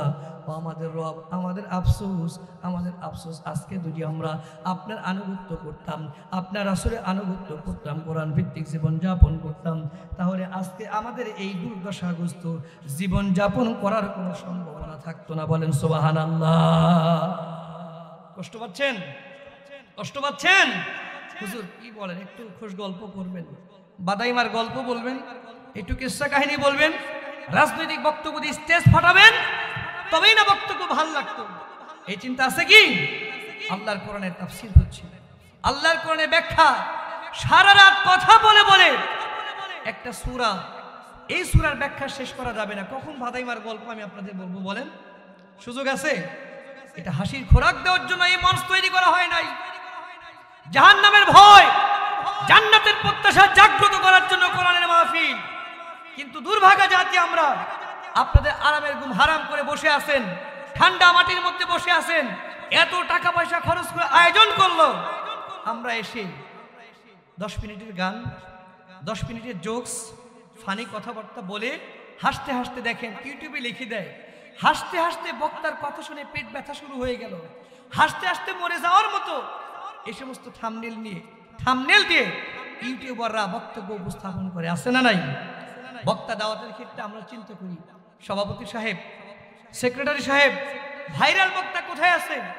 যদি একটু হাসাইতেই না পারে, মঞ্চ কাঁপাতে না পারে, হাসির খোরাক দিতে না পারে, এই বক্তা তো লোক জমাতে পারবে না। সম্মানিত ভাইরা আমার, আমি একটা স্লোগান দেই, যুগ জামানা পাল্টে দিতে চাই না অনেকজন, এক মানুষ হয়ে আনতে পারে জাতির জাগরণ। ঠিক কিনা বলেন? হাজার হাজার লোক, হাজার হাজার লোকের সমাগম, লক্ষ লক্ষ লোকের সমাগম, কোরআনের কথা নাই, হাদিসের কথা নাই, জাহান্নামের ভয় নাই, জান্নাতের প্রত্যাশামূলক কোনো কথা নাই। আলোচনা শুনলো, যাওয়ার সময় বলতেছে, আরে বক্তা যা কথা বলছে, বক্তার অগাধ জ্ঞান, বক্তা শুধু হুজুর না রে, বক্তা চলচ্চিত্র খবর রাখে, কোন নায়িকার চেহারা কেমন, কোন গায়কের কণ্ঠ কেমন, কোন রাজনৈতিক কি করছে সব জানে। এমন বক্তাই তো দরকার। বিড়ি ধরায় বিড়ি টানতে টানতে যায়, ফজরের নামাজের খবর নাই, কোরআন তেলাওয়াতের খবর নাই, পরের দিন সকালে খাদ্যে ভেজাল, ওজনে কম, গম চুরি, আমানত খেয়ানতকারী, পর্দা নষ্টকারী, অন্যায় যাবতীয় কাজ সব কিছু সকালবেলা থেকে করে 1 ঘন্টা ঘুম নষ্ট করে তার আলোচনা শোনার কোনো ফায়দা আছে? কথাখানে আছে কি? কষ্ট পাওয়া যাবে না? সম্মানিত ভাইরা আমার, হাজার মানুষের সমাগম, 5 জন মানুষ যদি ইখলাসের সাথে কথাগুলো শোনে, জাহান্নামের ভয় নিয়ে জান্নাতের প্রত্যাশী হৃদয় তৈরি করে যদি এখান থেকে ফেরত যেতে পারে, আজকের মাহফিল সফল, আজকের মাহফিল সফল, আজকের মাহফিল সফল। ঠিক কিনা বলে? সম্মানিত ভাইরা আমার, আফসোস করতে হবে কিয়ামতের দিন, লাভ নাই। এই কলব যখন মরে যাবে, চোখ যখন বন্ধ হয়ে যাবে, কান যখন বন্ধ হয়ে যাবে, আফসোস করে করে আর কোনো লাভ নাই। ওই পরকালের প্রতি বিশ্বাস আমাদের আছে না নাই? কথা কয় না, মজা পাচ্ছি না। জান্নাতের প্রতি বিশ্বাস আছে না নাই? যদি আখিরাত, পরকাল, জান্নাত, জাহান্নামের প্রতি বিশ্বাস থাকে, হাসি ঠাট্টা আনন্দ বাদ দিয়ে আমাদের অন্তর আত্মাকে জাগ্রত করে কোরআনের দিকে ফিরে আসার দরকার আছে না নাই? এবার আল্লাহ রাব্বুল আলামিন বলেন, বান্দারা চিৎকার করে করে বলতে থাকবে, ইয়াকুলুনা ইয়া লাইতানা আমাদের রব আফসোস করে করে আমরা মরি। আমরা দুনিয়ায় জীবিত থাকা অবস্থায় শয়তানের আনুগত্য না করে যদি আপনার মতো রবের আনুগত্য করতাম, কোরআনের আনুগত্য করতাম, রাসূলের আনুগত্য করতাম, তাহলে আজকে আমাদের জাহান্নামের আসামি হওয়া লাগতো না। এই যে চিৎকার করে করে বলতে থাকবে, ফেরেশতারা জাহান্নামীদেরকে নিক্ষিপ্ত করে দিয়ে চলে যাবে, জাহান্নামের মধ্যে আত্মচিৎকারে প্রকম্পিত হয়ে যাবে। এইবার ফেরেশতাদের দিলের মধ্যে, ফেরেশতাদের অন্তরের মধ্যে ভালোবাসার ভাব জাগ্রত হবে, কষ্ট জাগ্রত হবে। আহারে, যে মানুষের জন্য আল্লাহ হাজার হাজার নিয়ামত পৃথিবীতে প্রেরণ করেছিলেন, সেই মানুষগুলো কি অপরাধ করলো, কি কষ্ট পেল, কি শাস্তি না কাজ করে আসলো। আজকে যে মানুষের জন্য গোটা পৃথিবী আল্লাহ এত সুন্দর করে সাজালেন, সেই মানুষগুলো জাহান্নামে আসামি কেন হয়ে গেল? এক ফেরেশতা আর এক ফেরেশতাকে ডেকে ডেকে বলবেন, ও ফেরেশতা ভাই, চলো জাহান্নামের কাছে দাঁড়াই, একটু জানতে চাই, শুনতে চাই কেন শাস্তি আজকে তারা ভোগ করতেছে। সূরাতুল মুলুকের মধ্যে বলেন, ওয়াকালা লাহুম খাজানাতুহা, ফেরেশতারা জাহান্নামীদেরকে বলবে, আলাম ইয়াতিকুম নাযির, ওয়াকালা লাহুম খাজানাতুহা আলাম ইয়াতিকুম নাযির। ও জাহান্নামের ভাইরা, আজকে তোমাদের চিৎকার করার কারণে আকাশ বাতাস প্রকম্পিত হয়ে গেছে, জাহান্নামের আকাশ বাতাস প্রকম্পিত হয়ে গেছে। কি অপরাধ তোমরা করেছো? কোন শাস্তি? কেন এত শাস্তি? কেন কি অপরাধ করেছো? একটু শুনতে চাই, বলো কি, একটু কি বলা যাবে নাকি? এবার জাহান্নামীদেরকে বলবেন, আলাম ইয়াতিকুম নাযির, দুনিয়ার জীবনে কেন নামাজ পড়ো নাই, কেন রোজা রাখো নাই, কেন হজ করো নাই, কেন যাকাত দাও নাই, কেন খাদ্যে ভেজাল দিয়েছো, কেন অবৈধ কর্মকাণ্ডে লিপ্তছিল, আমানতের খেয়ানত কেন করেছো, কেন করেছো, কেন করেছো? কোরআন কি তোমাদের মধ্যে ছিল না? হাদিস কি তোমাদের মধ্যে ছিল না? নবী রাসূল কি তোমাদের মধ্যে যায় নাই? ওলামায়ে কেরাম কি কোরআন থেকে কথাগুলো তোমাদের শোনায় নাই? এবার তখন তারা বলবে, ক্বালু বালা, জাহান্নামীরা চিৎকার থামিয়ে দিয়ে বলবে, হ্যাঁ, আমাদের মধ্যে কোরআন ছিল।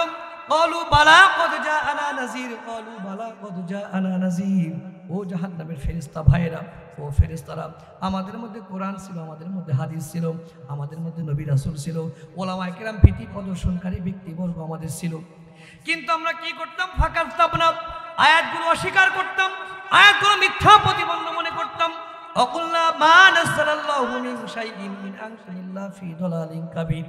আমাদের মধ্যে কোরআনের দাওয়াত নিয়ে যখন গিয়েছিল, হাদিসের দাওয়াত নিয়ে যখন গিয়েছিল, সত্য প্রতিষ্ঠার আন্দোলনের দাওয়াত, কোরআনের হুকুম বাস্তবায়নের আন্দোলনের দাওয়াত নিয়ে যখন আমাদের সামনে উপস্থাপিত হয়েছিল, আমরা বলতাম ফাকাযযাবনা ওয়াকুল্লা মা নাযালাল্লাহ, আমরা বলতাম আল্লাহ এই ধরনের কোনো কিছুই নাজিল করে নাই।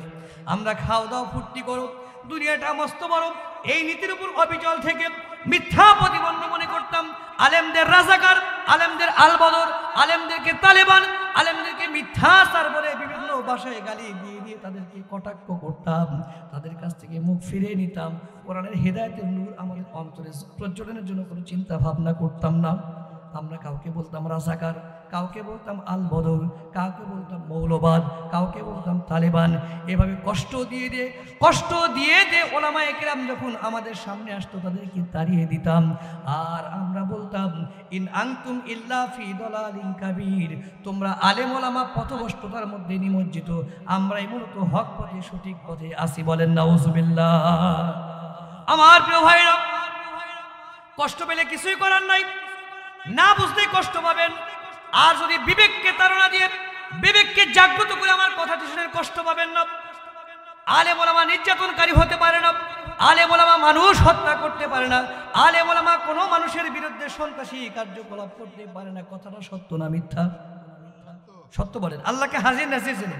কোনো আলেম মানুষ খুন করতে পারে? কোনো আলেম জেনা করতে পারে? ধর্ষণ করতে পারে? তারপরে আলেমদের বিরুদ্ধে কেন অপবাদ? এই যে জাহান্নামের কথাগুলো আমরা এখন বলা শুরু করছি, জান্নাতে যাওয়ার জন্য ওলামায়ে কেরাম কোরআনের দাওয়াত দিয়ে দিয়ে আমাদেরকে জান্নাতের কথাগুলো শোনায়, জাহান্নামের কথাগুলো শোনায়। কিন্তু আমরা চিন্তা করি, আলেমদের কথাগুলো যদি শুনি, আলেমদের কথা মতো যদি চলি, রাতের ভোট দিনের ভোট রাতে দেওয়া যাবে না, অবৈধ ক্ষমতা দখল করা যাবে না, খাদ্যে ভেজাল দেওয়া যাবে না, অন্যের আলঠা যাবে না, তাহলে আলেমদের কথা শোনা যাবে না। আলেমদের দাওয়াতি কাজ বন্ধ করে দেওয়ার জন্য তাদের বিরুদ্ধে আমাদের অবস্থান করতে হবে। যার কারণে আল্লামা দেলাওয়ার হোসেন সাঈদীর মতো মানুষকে ধর্ষণকারী, জেনাকারী, লুটেরা, খুনি ইত্যাদির মামলা দিয়ে তাকে জেলখানার মধ্যে বন্দি করে অবৈধভাবে চিকিৎসার মাধ্যমে, অবৈধ চিকিৎসা ইনজেকশন পুশ করার মাধ্যমে আল্লাহর জমিন থেকে তাদের মতো বড় বড় আলেমদেরকে বিদায় করে দেওয়া হয়েছে। বলেন ঠিক কিনা? আমার প্রিয় ভাইরা, দল মতের ঊর্ধ্বে উঠে আল্লাহর কোরআনকে সাক্ষী রেখে ইমানের দোহাই দিয়ে আপনাদের কাছে জানতে চাই, আল্লামা দেলাওয়ার হোসেন সাঈদীর মতো মানুষ কি খুন করতে পারে নাকি বলেন? আরো জোরে বলেন। এখনো যারা মুখ বন্ধ করেছেন, আপনি বলেন হুজুর হ্যাঁ পারে, আর যদি বলেন যে না পারে না, জবান উচ্চ কণ্ঠে আওয়াজ দিয়ে বলতে হবে আল্লামা দেলাওয়ার হোসেন সাঈদীর মতো মানুষ হত্যা করতে পারে, ধর্ষণ করতে পারে। তাদেরকে কেন ফাঁসির আসামি বানায়া, ধর্ষণকারী বানায়া, হত্যাকারী বানায়া, লুটেরা বানায়া, যুদ্ধ অপরাধীর মতো তকমা দিয়া জেলখানার মধ্যে বন্দী করলেন কেন? আপনার কপাল তো পুড়ে গেছে, জান্নাতের খুশ সংবাদ তো আপনাদের নাই। আল্লাহ কথাগুলো আগেই বলে দিয়েছে, ফাকাযাবনা ওয়া কুলনা মা নাযালাল্লাহু মিন শাইইন ইন আনতুম ইল্লা ফি দালালিন কাবীর। ওলামায়ে কিরাম আমাদের সামনে আসছে কোরআন নিয়া, হেদায়েতের বাণী নিয়া।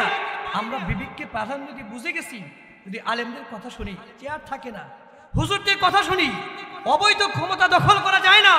যদি আলেম ওলামাদের কথা মতো কোরআন মেনে নেই, নামাজ পড়তে হবে, রোজা রাখতে হবে, মদের বোতল খাওয়া যাবে না, নিজেরা নারী নিয়ে ফুর্তি করা যাবে না, এই চিন্তা করে তখন আলেমদের থামানোর জন্য ধর্ষণকারী তাদেরকে বলছিলাম তোমরা মৌলবাদ। তারা দেশপ্রেমের অন্তর্ভুক্তি, দেশপ্রেম নিয়ে ঘুরতো, কিন্তু তাদেরকে দেশদ্রোহী বলে গালি দিয়ে আমরা ফুর্তি করে দুনিয়ার জীবনটা অতিবাহিত করেছি। এই ঘোষণা আগে আমাদের জানিয়ে দিয়েছেন কে? সূরা মুলুক খুলে দেখবেন, আকালু লাউ কুননা নাসমাউ আও নাকিলু মা কুননা ফি আসহাবিস সাঈদ। এইবার জাহান্নামীরা আফসোস করে করে বলতে থাকবে, আরে সূরা মুলুকের প্রথম পৃষ্ঠার মধ্যে দেখবেন জাহান্নামীরা বলতে থাকবে, আমরা আলেম ওলামাকে, নবী রাসূলকে, পীর মাশায়েখকে মিথ্যা প্রতিপন্ন মনে করতাম। আরে আলেম ওলামার কথাগুলো যদি শুনতাম, আকালু লাউ কুননা নাসমাউ আও নাকিলু মা কুননা ফি আসহাবিস সাঈর, আজকে তাদের কথাগুলো শুনতাম, তাদের কথাগুলো যে মানতাম, আজকে আমাদেরকে জাহান্নামের আসামি হওয়া লাগতো না। এই কথাগুলো বলার কারণে, এই কথাগুলো শোনার কারণে জাহান্নামের ফেরেশতারা চিৎকার করে করে বলতে থাকবে, ও অভিশপ্ত জাহান্নামীরা, তোদের তো যথেষ্ট শাস্তি দেওয়া হোক, তোদেরকে যথেষ্ট শাস্তি দেওয়া হোক। জাহান্নামের শাস্তি তোরা অনুভব কর, জাহান্নামের শাস্তিটাই তোদের জন্য প্রাপ্য ছিল। তোদের জন্য কোনো মায়া নাই, তোদের জন্য কোনো ব্যথা নাই, তোদের জন্য কোনো ভালোবাসা নাই। এই কথা বলে বলে জাহান্নামের হাতুড়ি দিয়ে জাহান্নামীদের মাথার উপরে আঘাত করতে থাকবে। বলেন নাউজুবিল্লাহ। আমার প্রিয় ভাইরা, এবার জাহান্নামের আসামীরা চিৎকার করে করে এই শাস্তিগুলো যখন দেখতে থাকবে আর আফসোস করে করে বলতে থাকবে, আল্লাহ ইন্না আনজারনাকুম আযাবান করিবা। সূরাতুন নাবার শেষের দিকে আল্লাহ রাব্বুল আলামিন বলেন, জাহান্নামের শাস্তিগুলো প্রতিফলিত হওয়ার পরে তারা বলতে থাকবে, ইয়াকুলুল কাফিরু ইয়া লাইত ইয়াউমা ইয়ানজুরুল মারউ মা কদ্দামাত ইয়াদাহু। জাহান্নামের শাস্তির বর্ণনা দিয়ে যখন তাদের সামনে আমলনামা উপস্থিত করা হবে, বাম হাতে আমলনামা দেওয়া থাকবে, তখন তারা আমলনামা দেখে দেখে বলবে, আজকে আমরা যদি মানুষ নয় মাটির সাথে মিশে যেতে পারতাম, আজকে যদি মাটি হয়ে যেতে পারতাম, কতই আমাদের সৌভাগ্য ছিল। আমার প্রিয় ভাইরা, আমি আপনাদের পায়ে হাত থেকে জানতে চাই, এই পৃথিবীতে আল্লাহ পাক হাজার হাজার মাখলুক সৃষ্টি করেছেন, হাজার হাজার সৃষ্টিজীব আল্লাহ সৃষ্টি করেছেন। এর মধ্যে সবচেয়ে দামি সৃষ্টিজীবের নাম হলো মানুষ।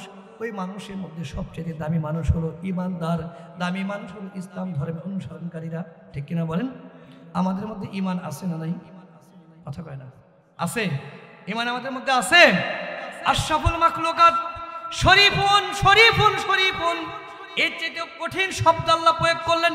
আশরাফ, সবচেয়ে দামি, সবচেয়ে সম্মানিত, ভালোবাসার সৃষ্টির নাম হলো মানুষ। এই মানুষগুলো কিয়ামতের দিন আল্লাহকে বলবে, আল্লাহ আমি কেন মানুষ হলাম? আজকে যদি মাটি হয়ে যেতে পারতাম, আজকে যদি মাটি হয়ে যেতে পারতাম, কতই না সৌভাগ্য। আমি আপনাদের কাছে জানতে চাই, মাটির দাম বেশি নাকি মানুষের দাম বেশি? মাটির দাম বেশি না মানুষের দাম বেশি? মানুষের দাম বেশি। আল্লাহ কি ভুল করছেন? আমাদেরকে শ্রেষ্ঠ জীবের মর্যাদা দিয়া মাটি না বানায় ভুল করছেন? কেন আমরা কিয়ামতের দিন আল্লাহর কাছে কৃতজ্ঞ প্রকাশ করব না? আমাদের বলা উচিত কিয়ামতের, আল্লাহ আপনাকে থ্যাংক ইউ, আল্লাহ আপনাকে ধন্যবাদ, আল্লাহ আপনাকে ধন্যবাদ, আমাদেরকে মাটি বানান নাই, আমাদেরকে মানুষ বানাইছে। এটাই না বলার কথা, না কি মনে করেন? কিন্তু মানুষগুলো বলতে থাকে, আল্লাহ আমাদের কেন মাটি বানাননি? হাদিস শরীফের মধ্যে এসেছে, মানুষ কেন মাটি হওয়ার আকাঙ্ক্ষা করবে, কেন মাটি হওয়ার বাসনা করবে? মাটি হতে চাবে কারণ হলো একটাই, কিয়ামতের দিন বাহিমাতুল আনআম, যত স্রোতস্পদ জন্তু আছে, যত স্রোতস্পদ প্রাণী আছে, এই প্রাণীগুলোকে আল্লাহ একত্রিত করবেন। বিরক্ত হচ্ছেন? আর কিছুক্ষণ চলবে? সময় তো হাজিরিন, এই বাহিমাতুল আনআম স্রোতস্পদ প্রাণীদেরকে আল্লাহ একত্রিত করে বলবেন, এই গরু, ছাগল, দুম্বা, উট, ভেড়া, সামনে আসো। সবাই সামনে আসো। আসার পরে বলবে, এই গরু, তোমার কি কোনো অভিযোগ আছে? বলবে, আল্লাহ, আমার একটা অভিযোগ আছে। সেটা কি? দুনিয়াতে আমার শিংটা ছিল ভাঙ্গা, আমি ছিলাম রোগা পটকা টাইপের, আমি বাতাসের আগে আগে উঠতাম, একেবারে হালকা। আমি যখন ঘাস খাওয়ার জন্য মাঠে ছিলাম, আর একটা ভোটকা টাইপের শক্তিশালী শিগলা গরু একেবারে আমার প্রতি নির্যাতনের একটা গুতা মারছিল, আমি প্রতিশোধ নিতে পারি নাই। আল্লাহর হুকুমে এই পটকা, রোগা পটকা গরুটা শক্তিশালী হয়ে যাবে। সুবহানাল্লাহ। আল্লাহ বলবেন, এবার তুই ওই মোটা গরুকে, ভোটকা গরুকে একটা গুতা দিয়ে প্রতিশোধ গ্রহণ করো। এবার দুনিয়ার জীবনের রোগা পটকা গরু শক্তিশালী হয়ে যাবে। ওই শক্তিশালী দুনিয়ার গরুটাকে গুতা মারবেন, শক্তিশালী গরুকে গুতা দিবেন। গুতা দেওয়ার পরে এই গরু খুশি হয়ে যাবে। আল্লাহ বলবে, তোমার কি বিচার হয়েছে? তুমি কি সন্তুষ্ট? এই গরু, ছাগল, ভেড়া যা আছে সব একসাথে বুঝে নেন। সব বলবে, আল্লাহ, আমরা সন্তুষ্ট, আমরা বিচার পেয়েছি। আল্লাহ বলবেন, কোন তুরাবা, কোন তুরাবা, আমার নির্দেশ, গরু, ছাগল, মানুষ, জিন ব্যতীত যত মাখলুক আছো, বিচার শেষ, এখন মাটি হয়ে যাও। সুবহানাল্লাহ। হাদিসের মধ্যে এসেছে, বাহিমাতুল আনআম বলতে যতগুলো প্রাণী আছে, আল্লাহ পাকের নির্দেশনা অনুযায়ী প্রত্যেকটা পানি মাটিতে রূপান্তরিত হয়ে যাওয়ার পরে জাহান্নামের আসামিরা ফেল ফেল করে তাকাবে, দেখবে, আহারে, ওদের আর বিচার নাই, ওদের আর কষ্ট নাই। কিন্তু আমরা এমন জাহান্নামের আসামি হয়ে গেছি, এমন জাহান্নামের মধ্যে গ্রেপ্তার হয়ে গেছি, পৃথিবীর মধ্যে আমার কোন নেতৃবৃন্দ যদি জেলখানার আসামি হয়ে যায়, স্লোগান দিতাম, মিছিল করতাম, জেলের তালা ভাঙবো, আমার নেতাকে আনবো, অনশন, ধর্মঘট, হরতাল, কত কিছু করে আমাকে সারানোর ব্যবস্থা ছিল। আইনজীবী, উকিল, জজ, ব্যারিস্টার, লাখ লাখ টাকার বান্ডিল, কত সারানোর প্রক্রিয়া ছিল, ব্যবস্থা ছিল। কিন্তু আজকে এমন একটা আসামি, এমন একটা জেলখানার আসামি হয়ে গেছি, কিয়ামত পর্যন্ত নয়, জীবনেও কোনোদিন জেলখানার মধ্য থেকে আসামি হিসেবে ছাড়া পাবো না, বের হব না। এমন জাহান্নামক নামক জেলখানার মধ্যে আবদ্ধ হয়ে গেছি, আর আমার কোনোদিন বাঁচার সম্ভাবনা নাই। এই দৃশ্যটা দেখবে আর চিন্তা করতে থাকবে, আর চিৎকার করে আল্লাহকে বলবে, আল্লাহ, বলেন না, আল্লাহ, আল্লাহকে বলবে, আল্লাহ, আল্লাহ, আল্লাহ, কেন আজকে আমরা মাটি হয়ে যাচ্ছি না? কেন আমরা আজকে মাটি হয়ে যাচ্ছি না? এই দৃশ্য, এই আফসোস যদি কিয়ামতের দিন আমাদের মতো উৎকৃষ্ট মাখলুককে করা লাগে, দুনিয়াতে মানুষ হিসেবে জন্মগ্রহণ করা আসলেই ব্যর্থ, ঠিক কিনা বলেন? এটা পিঁপড়া হয় ভালো ছিল, ছাগল হয় ভালো ছিল। ছাগল হইতাম, বছরে বছরে ঈদ আসলে বা কোনো অনুষ্ঠানকে কেন্দ্র করে জবাই করতে, শেষ, আফসোস নাই, জান্নাতও নাই, জাহান্নামও নাই। কিন্তু আল্লাহ আমাদেরকে জান্নাতের মেহমান হিসেবে পৃথিবীতে প্রেরণ করলেন। আমার কর্ম, আমার চিন্তা, আমার দর্শন, আমার আদর্শ, আমার নীতি, আমার নৈতিকতার কারণে কাল কিয়ামতের দিন যদি জাহান্নামের আসামি হই, আল্লাহর কোনো দোষ আছে? কথা কেন, আল্লাহর কি দোষ আছে? এটা বুঝতে পারছি তো ভাই। এখনই ফিরে আসার দরকার, নাকি যখন মরে যাব, কলবটা যখন মরে যাব তখন কোরআনের কাছে ফিরে আসবো? কখন? এখন। কখন বলেন? কথা কেন, কখন বলেন? সময় তো হাজিরিন, ওয়াজ করতেছি, ভিতরে একটা ভয় এখনো আছে। সেটা কি? আমরা ছাগল মার্কা ইমানদার। কি মার্কা ইমানদার? বেদবি নেন না, অনেক পিতৃতুল্য, ওস্তাদ তুল্য, বন্ধু তুল্য, বড় ভাই তুল্য মুসল্লি শ্রোতা আমার এখানে আছেন, পর্দার আড়ালে মা বোনরা আছেন, যারা আমার মায়ের তুল্য, বড় বোন তুল্য, দাদি তুল্য, আমার শিক্ষিকা তুল্য। দুঃখ নিয়ে, জাহান্নামের ভয় অন্তরে নিয়ে, হৃদয়ের সমস্ত ভালোবাসা, আবেগ আপ্লুত হয়ে একটু কটু কথা বলে আপনাদের বিবেককে নাড়া দেওয়ার চেষ্টা করছি। আমরা আজকে কি হয়ে গেছি? ছাগল মার্কা ইমানদার। কিভাবে? দেখবেন, ছাগলের কষাই আছে না, উনি শুধু ছাগলের গোস্ত বিক্রি করেন। 3টা ছাগল একেবারে ওই নিজের দোকানের শাটারের সাথে বেঁধে রাখছে কাঁঠালের কিছু পাতা দিয়া। কাঁঠালের পাতা মজা করে চিবিয়ে চিবিয়ে খায়। আর 2টা ছাগল জবাই করে পা দুটো উপর দিয়ে চামড়া খসায় সেখান থেকে কেটে কেটে মাংস বিক্রি করতেছে। আছে না নাই? এই 2টা শেষ, ওই 3টার মধ্যে আরেকটা খপ করে ধরে নিয়ে এসে ওই 2টা ছাগলের সামনে আরেকটা বন্ধুকে জবাই করতেছে। ওইটা চামড়া সিলিয়ে কেটে কেটে বিক্রি করতেছে। ওই 2টা ছাগল, জীবিত 2টা ছাগলের পাতা খাওয়া কি বন্ধ হয়? কথা বলে, পাতা খাওয়া কি বন্ধ হয়? পাতা খাওয়া তো দূরের কথা। যখন দেখছে আমরা 5 জন বন্ধু ছিলাম, এক এক করে 3টা শেষ, চোখের সামনে একটা একটা করে জবাই করে আর মাংস কেটে কেটে টুকরা টুকরা করে বিক্রি করে, এটা যদি ছাগল বুঝতো, উপলব্ধি করতে পারতো, স্ট্রোক করে স্পট ডেড হয়ে যেত, জায়গায় মৃত্যুবরণ করত। কিন্তু তারপরেও এই দৃশ্য দেখার পর ওর জিহ্বার স্বাদ কমে না কেন? ওর বিবেক নাই, ওর আকল নাই, ওর জ্ঞান নাই, ওর অন্তর নাই, কলব নাই, হৃদয় না থাকার কারণে সামনে জবাই করা প্রাণী দেখে, বন্ধুকে নিহত হওয়ার পরিবেশ দেখে, তারপরে ওই ছাগলের কি বলে জিহ্বার স্বাদ কমে না, মজা কমে না, খেয়ার পাতা খোল ভুসি মনে হয় একা একা বেশি বেশি খাওয়া শুরু ছিলাম। অ্যাক্সিডেন্ট করে আমার ভাই, আমার বন্ধু, আমার পথিক ভাই সামনে মৃত্যুবরণ করে স্পট ডেড, দুইটা একটা বডি দুটা ভাগে বিভক্ত হয়ে যায়, কথা বলতে বলতে স্ট্রোক করে মারা যায়, জায়নামাজের সিজদারত অবস্থায় মারা যায়, ঘুষের টাকা লেনদেন করতে করতে মারা যায়, বাতিলের পক্ষে স্লোগান দিতে দিতে মারা যায়। আমারও যেরকম মারা যাওয়া লাগবে এই চিন্তা ফিকির এখনো অন্তরে জাগ্রত হয় নাই, আছে না নাই? ছাগলের চিন্তা, ছাগলের বিবেক আর আমার বিবেক সমান, ছাগলের বিবেক আর আমার বিবেক সমান।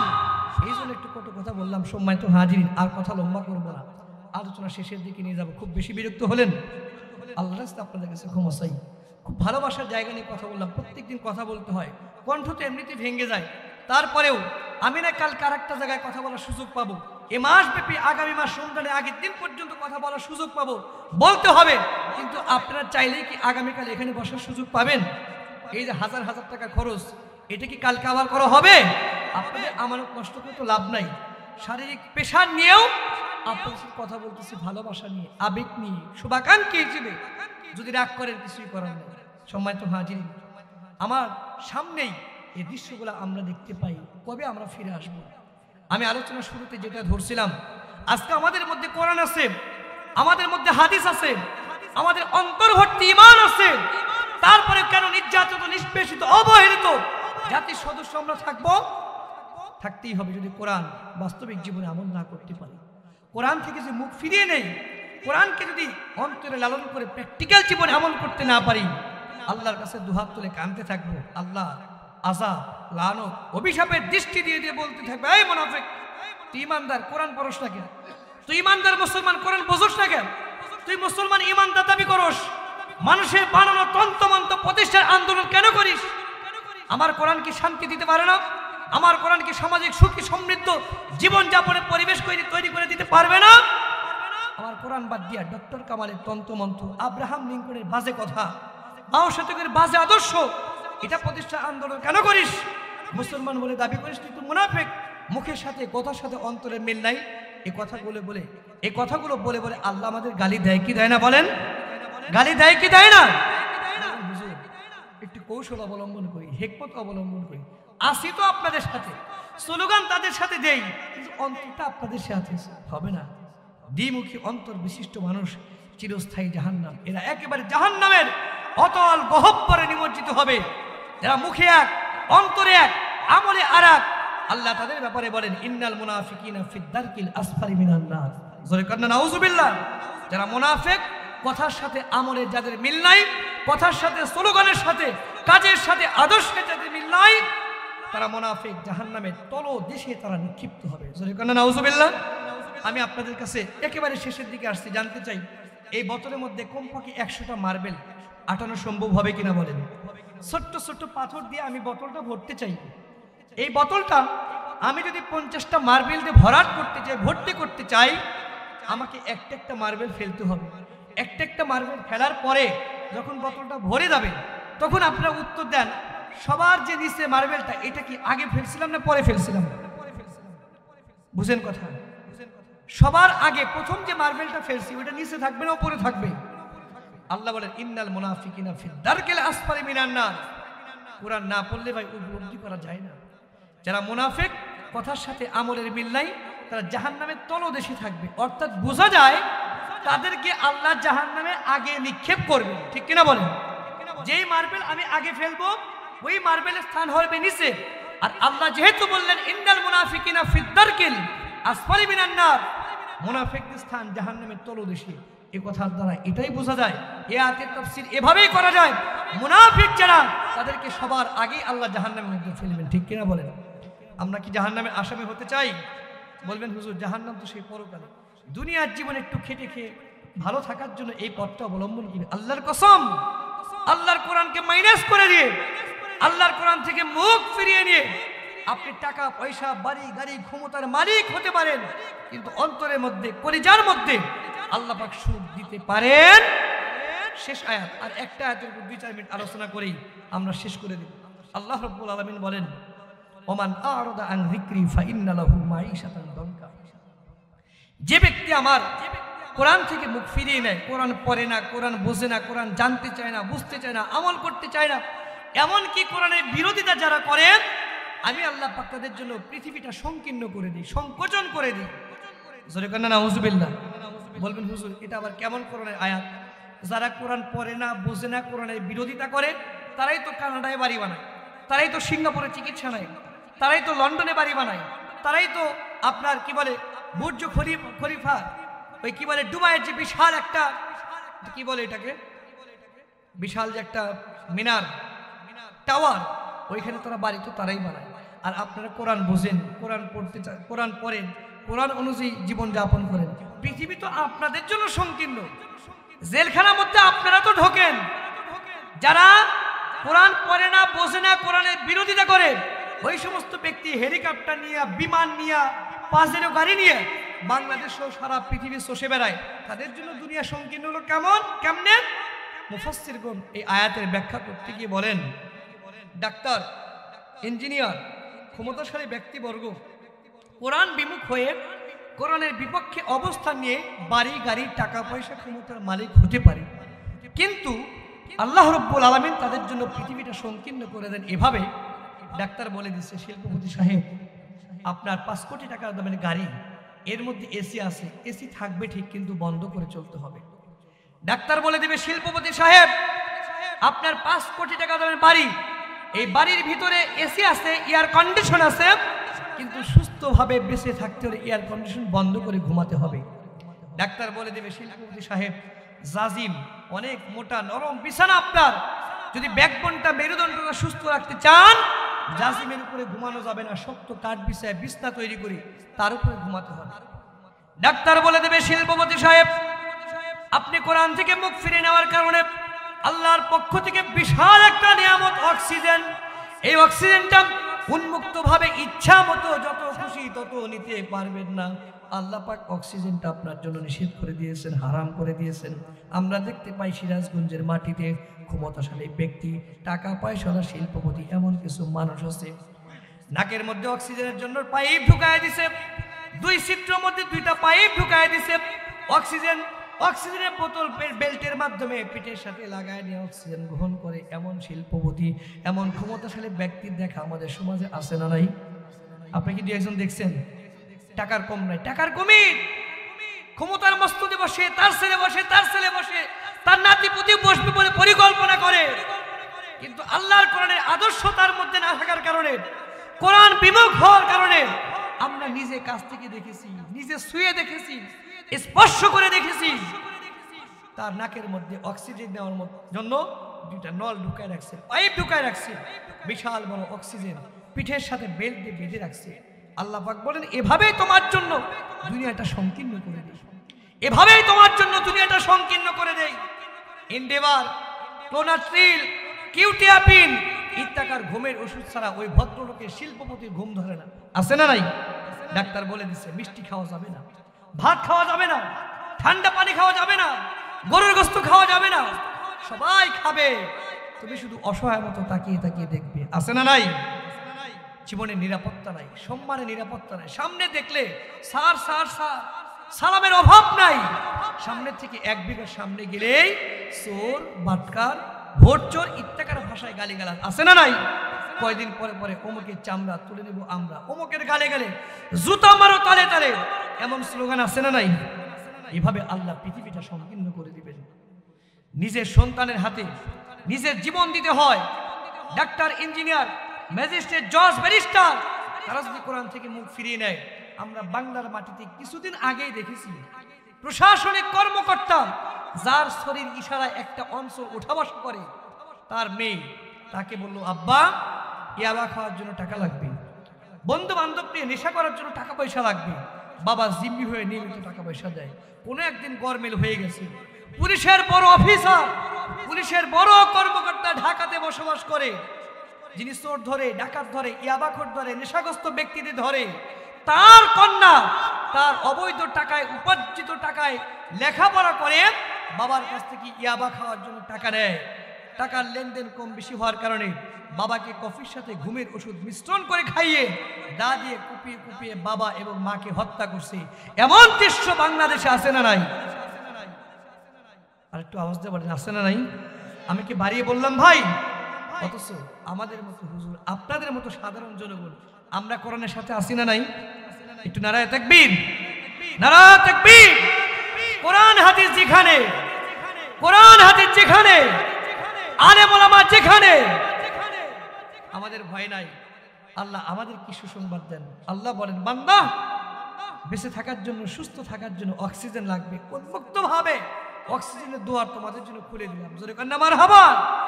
আল্লাহ বলেন, মিষ্টি খাবা? কত খাবা, ইচ্ছা মতো খাও। পাটালি গুড় দিয়া, গরুর খাঁটি দুধ দিয়া পায়েস রান্না করলে মজা আছে না নাই? আমরা পাই না তাই খাই না। যদি পাই কমপক্ষে এক বোল, আছে না নাই?